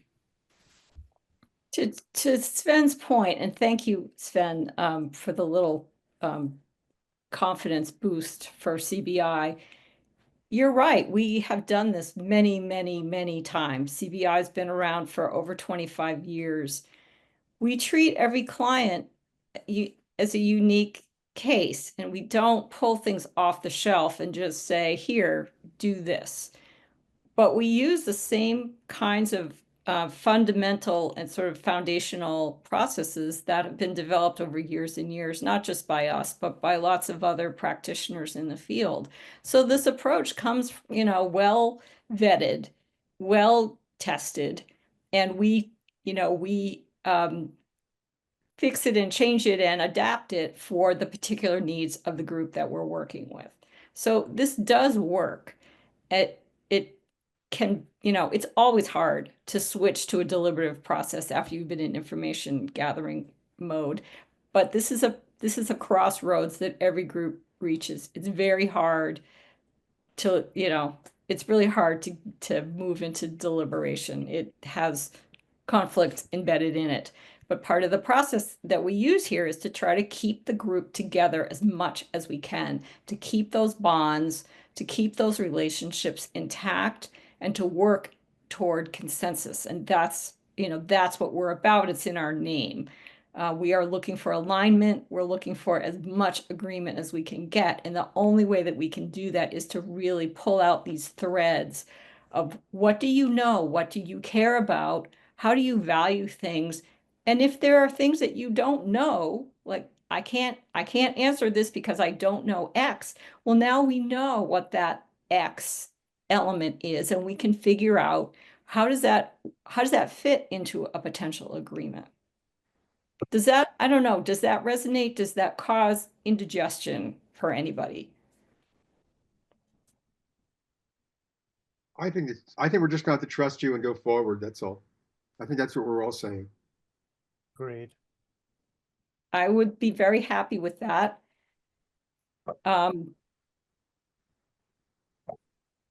Move on. All right, Okay. let's go. Okay. Definitely time to take. Okay. Okay, so the steps would be that we would be sending out a survey and asking you to do your SAT application again. We have tried to keep it concise, and it doesn't have a lot of questions, but it has a lot of space for sort of probing your reasoning and your values. You'll do that independently. You'll share it back at the next meeting.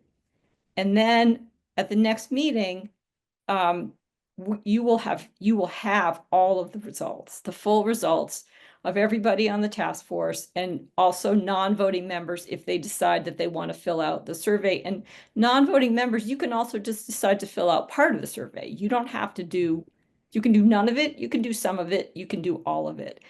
Non-voting members obviously will not vote, and we will sort of keep your results separate so they don't get mushed in. If we do any analysis, we will keep them kind of separated.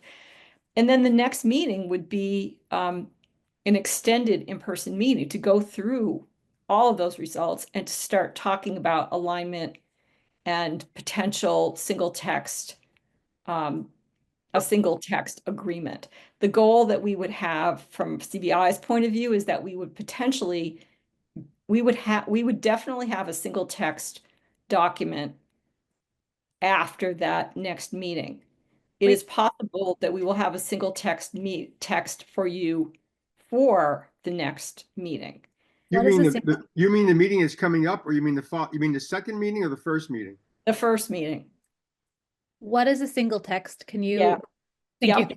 Yes, I was going to say that. So a single text document is just it's a one document that would be the bones of a recommendation that would eventually potentially become the output from the task force. It would be the recommendation.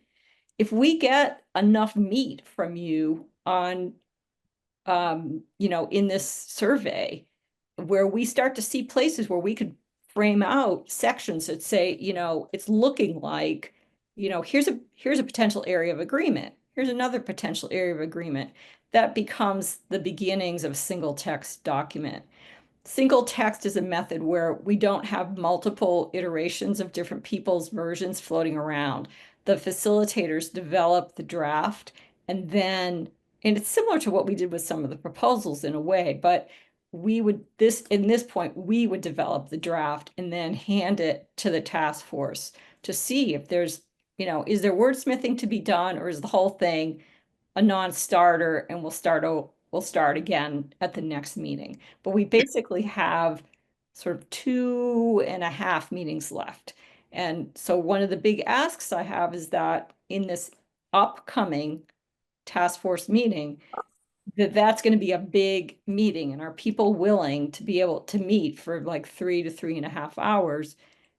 And could we start a little earlier so that we're not going into the wee hours of the night, like start at 5:30 or 6 instead of 6:30? And I know that's difficult for some of you, but is that possible? Pizza night. I'd I'm say sorry? it's possible if we have enough leeway. It can't be like we did this one, like, oh, next Tuesday, we're gonna start at 6 and go for 3-4 hours. I can't jump that quickly. I'm We- sorry. do we have a proposed date for that?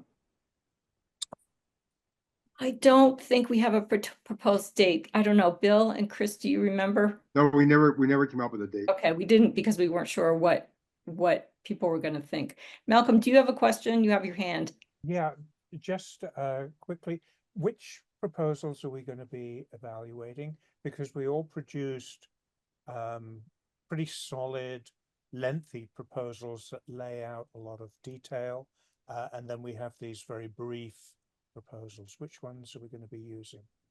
Well, you can use whatever proposal you want, because the questions have to do with how you rank, how you view the criteria in terms of the alternatives, right? These are about the alternatives that you prefer. You don't have to adopt a proposal.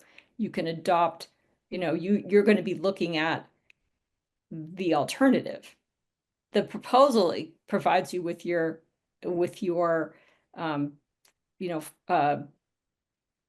your basis, right? It's got your information, and it would be the proposal that it would be the final proposal. I don't know if I wasn't thinking that there were multiple proposals, but in coming up with your responses, you really can use whatever you want in terms of what this task force has generated so far. You're not limited to what you use as your basis for deciding what you think is the best alternative for the town.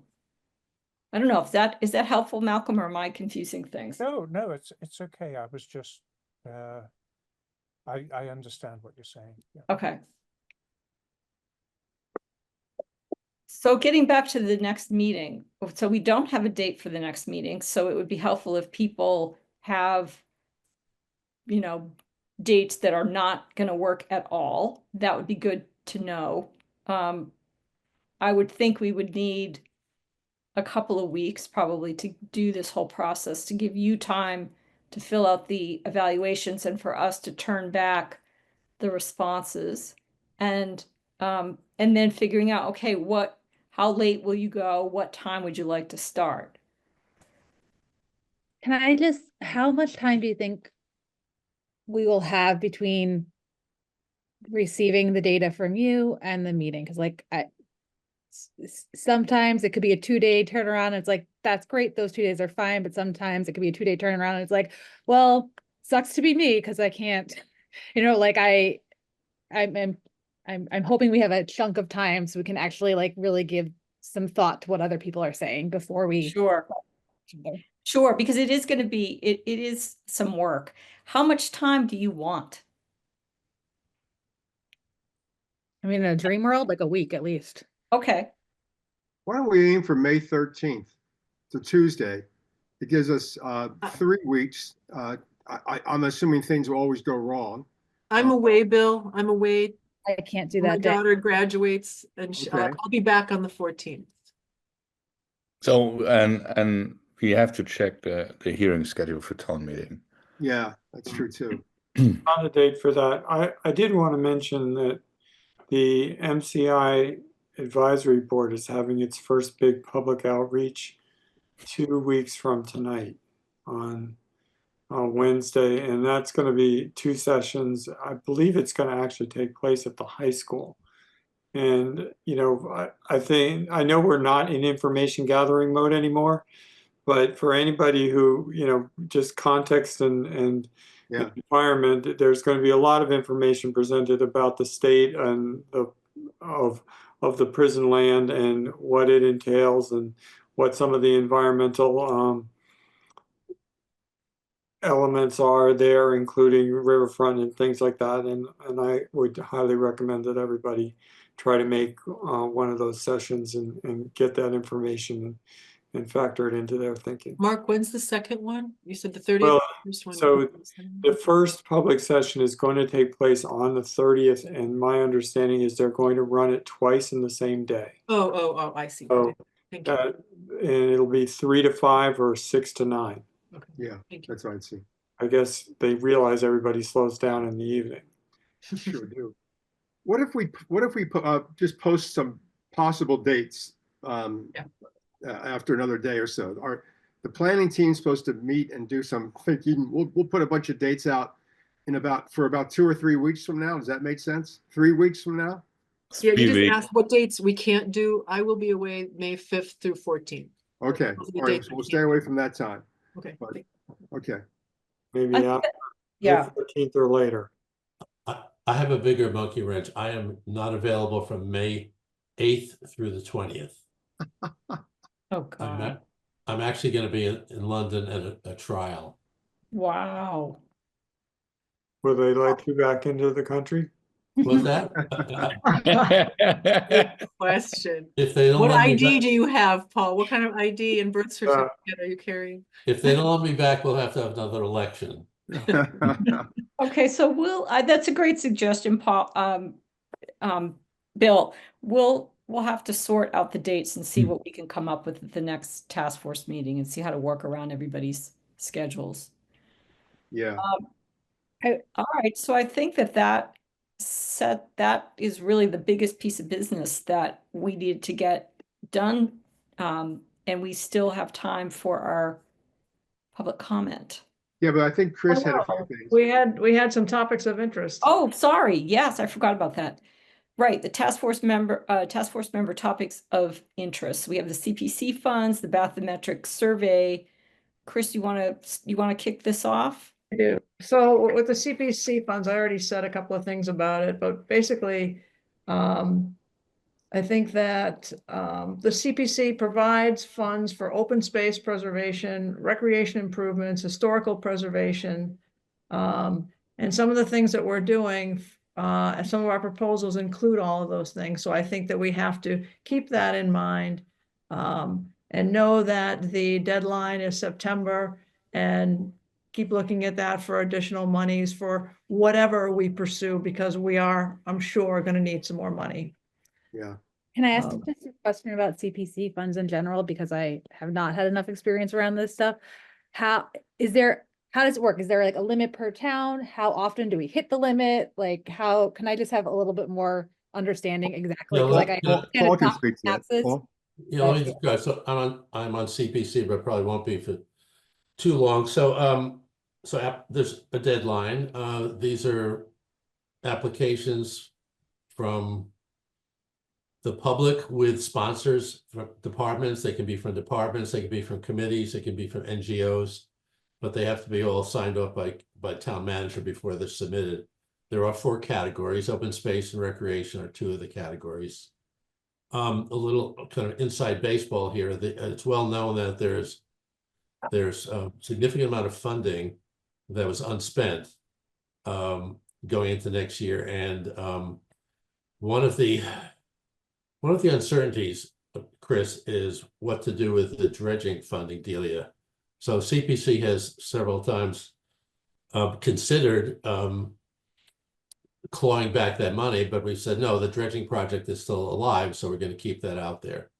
If the dredging project converts to something else, that CPC money will probably be put in a open space reserve, so it's not lost, but it's taken out of the project, so that'll have to be reapplied for.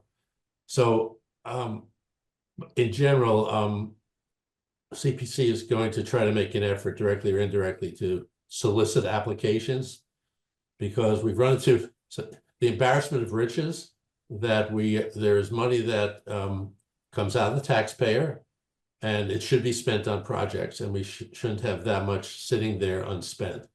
That's not just my opinion, it's sort of general opinion. Having said that, we need valid applications and good applications. So there's to your point, Chris, there's a big opportunity for projects, both related and unrelated to Warner's Pond. So it's just a matter of whether the new application of this group will be considered as part of the old application, if it's dredging related or not. So I wouldn't worry about that right now, but your point about funding available for open space and recreation is a good one. And I think it's a good time across the town to think about those projects. So it's not like there's like some sort of super competitiveness around it at the moment, like. Depends, Well, doesn't it? It depends if on the it's- year. It's year okay. it It's wasn't. year to, some years, there's a Okay. lot more funding requested than is available. There's generally about $2 million that's made available each year. It's based on a real estate tax. Yeah. And so it's, I don't know what the match is from the state anymore, Paul. I don't know. It used to be It's quite always good. It's been- gone down. Yeah, it's been this sort of nebulous idea, but Chris, when you brought that, I was like, I should make sure I have a firmer idea rather than a nebulous one. Well, Thank you. it only becomes competitive, Elizabeth, when there's an abundance of applications, and we even have to ask the applicant to trim down the dollars, or we have to Okay. put off an application. But I've been on CPC for several years. We've never turned down a valid application. There've been some applications that had some problems, but we've asked applicants to reduce their funding to fit, but that's not going to be a problem in the next year. Well, I don't know. We could get 300 applications. I don't know. You never know. Thank you. That is very useful. Thank you. You never know. So, Clarifying that off. Mark, you may want to. Well, I was just going to mention that there were last night's finance committee meeting, because there's a meeting every night. There was considerable discussion about the fact that the school's proposal for the amenities building was an attempt to submit a late CPC application, and they may be very much encouraged to try and submit another application for the next cycle, especially since Carlisle is looking to pay up their share using their CPC funding, and there's a lot of people that would, let's say, prefer that to issuing more debt for a $1.8 million building. And my understanding from a previous hearing where this year's articles from the CPC were presented, that there was a $250,000 match this year, and there was about $1.5 million, Paul can correct me if I'm wrong, available this year. So I think the match is down to 20%. It used to be almost 1-to-1. Yeah, the match is it was 13-14%. So there's $1.5 million that is in reserve right now, plus, and then there's going to be another $1.5 million to 1.8 million of new funding. So there's likely to be, right now, quite a bit of funds available. There was also, if I remember correctly, for this year's town meeting, one of the CPC articles was a boat launch improvement or a dock or something for Warner's Pond. So It's a Giroux Park study is what it is. Yeah, so well, that's a good point, because it's likely next year, I think the Recreation Commission will submit an application for phase 2 of that to actually do the boat launch. And I don't want to preempt that either, but that if I had to sort of identify an application with certainty, it'd probably be that one. Whether the amenities building comes through as a CPC application is, yeah, it's a possibility. I'm not I don't sure. know what happens at town meeting this year. Yeah. I want to say one more thing to Beth, to Elizabeth. I'm also on that committee, and one thing that I've learned is that they do not fund ongoing. They do not like to fund ongoing expenses like the annual expense. It's going to be a project. Okay, So we have to be alert to that. great. Thank you guys all. I appreciate it. You've been patient. Go ahead, please. Yeah, so I guess it'd be good to just clarify, because I wondered too, like to what extent could CPC or CPA funds be used to manage the pond? Like, do you say like an herbicide application? I don't. You think you could? Do you think so? Yeah. No, it's possible. There's this wide latitude within those categories. For example, we fund strategic plans for both open space and for recreation. We fund a lot of plan for historical preservation. So, a project can be a plan as well if it fits in there. So there's some latitude in terms of in those categories. But Okay. I mean like an actual like purchase of herbicide and paying a contractor to do the work, not just writing a plan. Yeah, I think that's possible, Keith. Yeah. All right, it's good to clarify. Thank you. Good. Thanks. Okay. Other Yes. topics of interest? Yes, Chris. Thing I had was the bathymetric survey. So we had talked about that back in the fall, and it was something that initially we as a dredging group were interested in. And then after further discussion, it really came out that all groups could benefit by this. So I followed up with Delia again to say, hey, it's springtime. You had said that springtime would be a good time to do it. And so I know that Delia has reached out to the company that we got the initial estimate from back in the fall. And Delia, maybe you can update more than what I have. Yeah, so I reached out to them, and they said if the task force wants them to proceed, that they would be able to schedule the work for the week of May 19th. And we're looking at what, $15,000 for this, which is what we had initially talked about. 18.6. So it was 15, now it's 18. I think it's my perspective. I think it seems to make sense. It's, measuring the depth of Warner's Pond, whether it's something that we use for dredging or for dam removal or for recurring pond management. So that's my plea for that. I don't know how you guys all feel about it. Yeah, I mean, the price is just gonna go up. It feels like if we're gonna use it in all three scenarios moving forward, we should get it now. I mean, it went from 15 to 18. It's only gonna go up from there. If we keep waiting. I Do you agree. need a motion for that, or It's a motion to move forward with the bathymetry survey. Can I Hold just on. ask a timing question? Yes. About What Does that Liz? make, well, and I think this probably goes to what Sven was saying earlier, if the bathymetric survey actually impacts anything, anyone's thinking it would come out. Never mind, answered my question. I'm good. So I want to say comment. It seems to me useful in all three scenarios to know that the outline of the pond.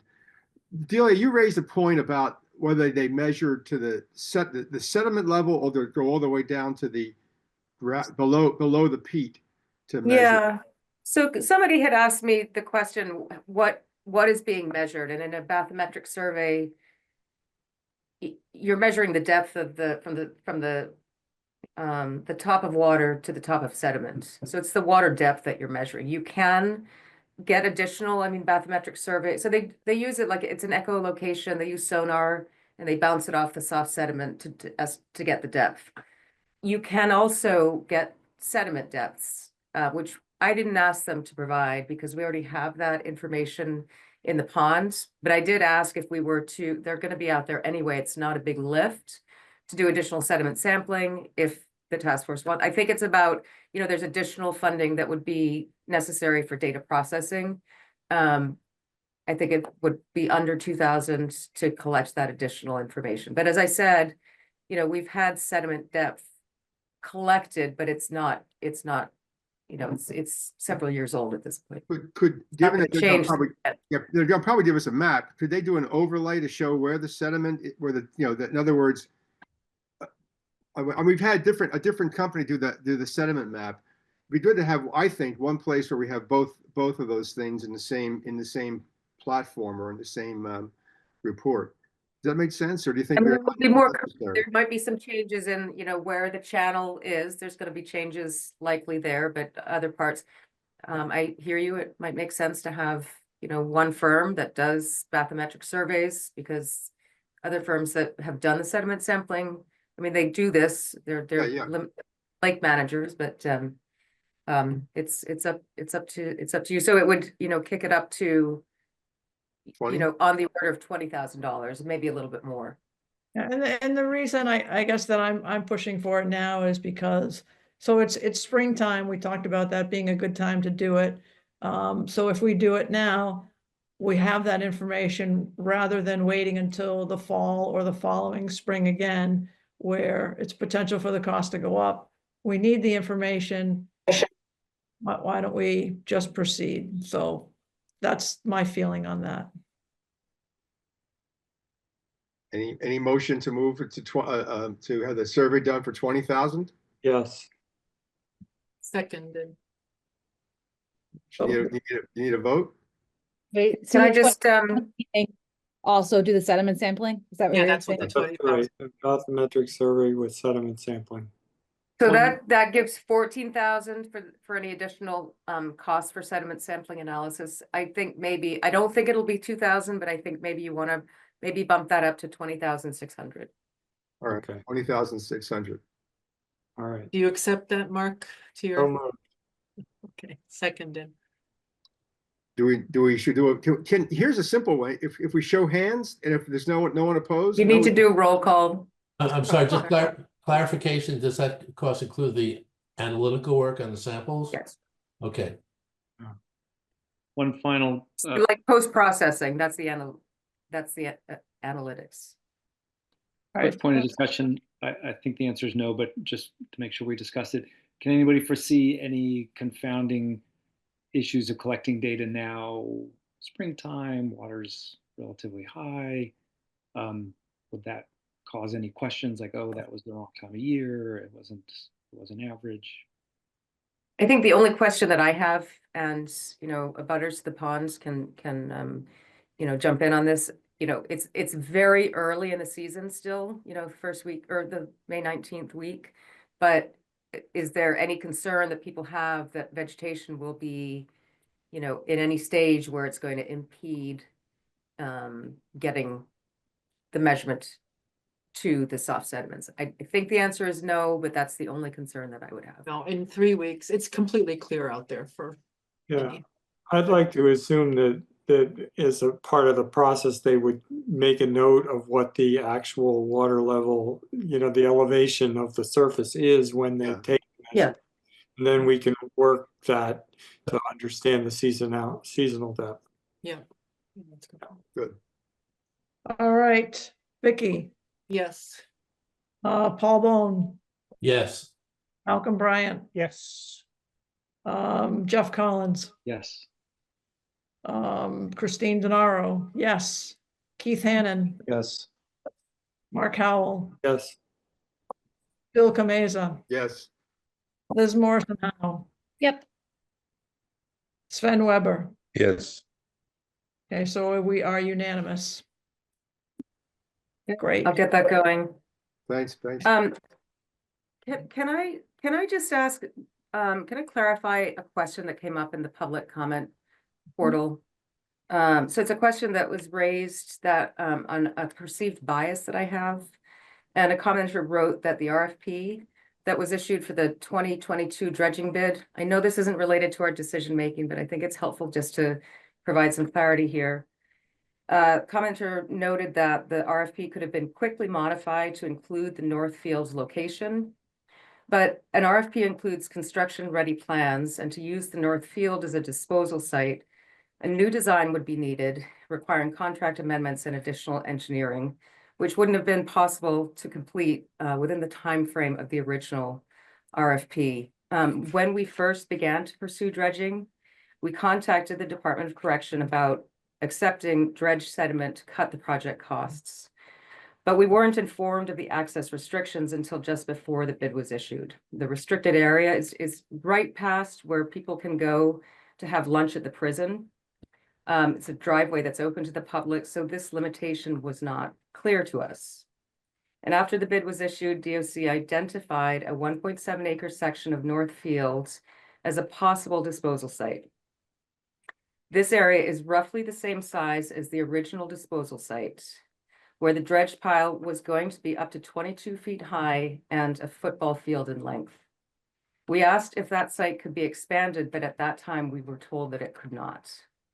So although no engineering has been completed for the Northfield site, it would likely require similar dimensions. Due to the large volume of material, stormwater engineering would be needed to prevent flooding impacts to Route 2, which would further reduce the size available for the dredged material. Also, there's the Mass DOT drainage pipe in this same area, and putting a 20+ foot high pile on top would complicate access for DOT for maintenance or replacement. There are also aesthetic concerns, as such a large mound would block scenic views across the farmland. And this is why that 1.75 acre portion of the North Field was not included in the alternatives analysis.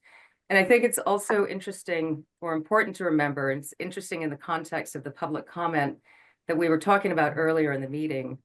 At the first community meeting that we held for the alternatives analysis report in March of 2023, the alternatives under consideration were presented. The public was invited to comment at the meeting and via a town-wide survey. Dam removal was chosen at that time, or actually later in the year, dam removal was chosen as the preferred alternative, in part due to strong public support through the survey and what we heard at that public meeting.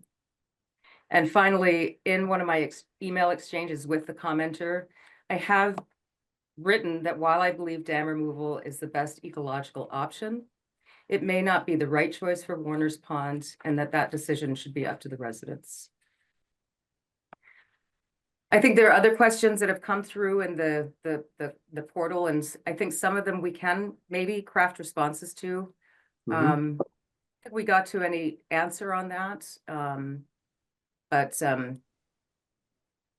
if people would find it helpful, well, actually, I think that there would be benefit to providing responses to some of these questions that have been posed. Some of them I don't think are possible to answer, but there was one on drawdown that was, maybe that was at the public forum. Somebody asked if, why can't we do drawdown as an experiment?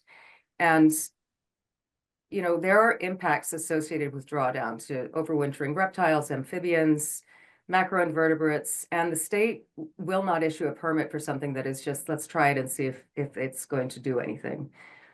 It's just, you have to be able to demonstrate that there is going to be a benefit to your project purpose. Otherwise, you're just having impacts without having any hope for, if they see that we're going to get a 6-inch drawdown, which is what we can accomplish now with the dam configuration that we have, we would not be able to obtain a permit for drawdown. So actually, since you brought up the public comment, I have one more issue I'd like to bring up then regarding public comments. And it really has to do with oars. So Jeff, it's kind of more directed towards you. In looking at, the oars website over the course of time and leading up to the public meeting, the public forum, it says the oars position on Warner's Pond, it specifically says, after reviewing the town's Warner's Pond alternatives analysis report, oars supports the dam removal alternative as the most effective and sustainable way to restore Neshoba Brook and its ecosystem. I think that we as a task force have gone through that alternatives analysis, and we've basically said we've moved on from that, and we've had discussions and we've come up with our proposals and whatnot, and I think that's I think it's just a little, the perspective seems to be a little skewed to anybody that's reading that particular comment on an ORS website, where people probably look to ORS and say, wow, I support what they do. And I feel that we're misleading them a little bit. Before Jeff answers, I think as you can say that same to Friends of Warner's Pond representations. I think as we all in this group here, when we came together, said as we as persons in this group will just act as much, say, in the best interest of the town and put our different heads to the side. So I don't feel comfortable that you single out Jeff here. So I'm not singling out Jeff. He is our You addressed Jeff here. representative. So I think that was unnecessary. Sorry. So Jeff, I hope you realize I don't mean offense by that. You are the ORS representative. So I felt it was important to mention it to you. And Sven, if you have something very specific that you wanted to address about the Friends of Warner's Pond and what they've said, I'm happy to hear that. I mean, I'm not. No, I don't have an issue with whatever they say. So I don't have an issue with what ORS says, as long as the people in this group are clear that in the deliberations have to act in the best interest of the town. That's all. I don't have a problem with whatever Friends of Warner's Pond are doing, because that's all their right, and it's all the right of the ORS organization to do whatever they want.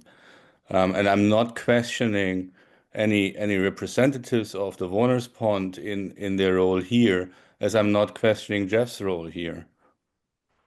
Chris, I'll take a look at the website. I think that was the, we all know websites don't move at the speed of current events.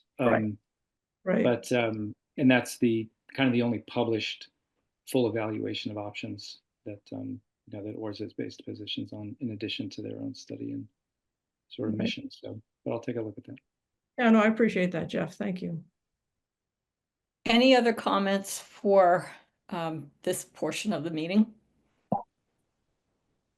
Jeff, quick. Oh, I'm all set, thank you. Okay, thanks. I think that we're ready for public comment then. Sure, it's the same thing as last time. If anyone has a public comment, please keep it to within 2 minutes, and obviously no personal attacks, and no, yeah, that's it. So there we are. Why don't we see who wants to say anything? Okay, I have someone here called Owner. You have to identify themselves and give their address. Okay, I'm gonna allow you to talk. Just hang on a sec. Okay, go ahead. Hi, is it me? Yes, it's you. You can hear me? Okay, it's Connie Levine. I don't know why it says Owner. I'm not very good at Zoom. But anyway, I just wanted to comment on something that came up at the hearing. And I was, when I got home, I was thinking of asking, has there been any benchmarking on things like treating the invasives and doing the dredging?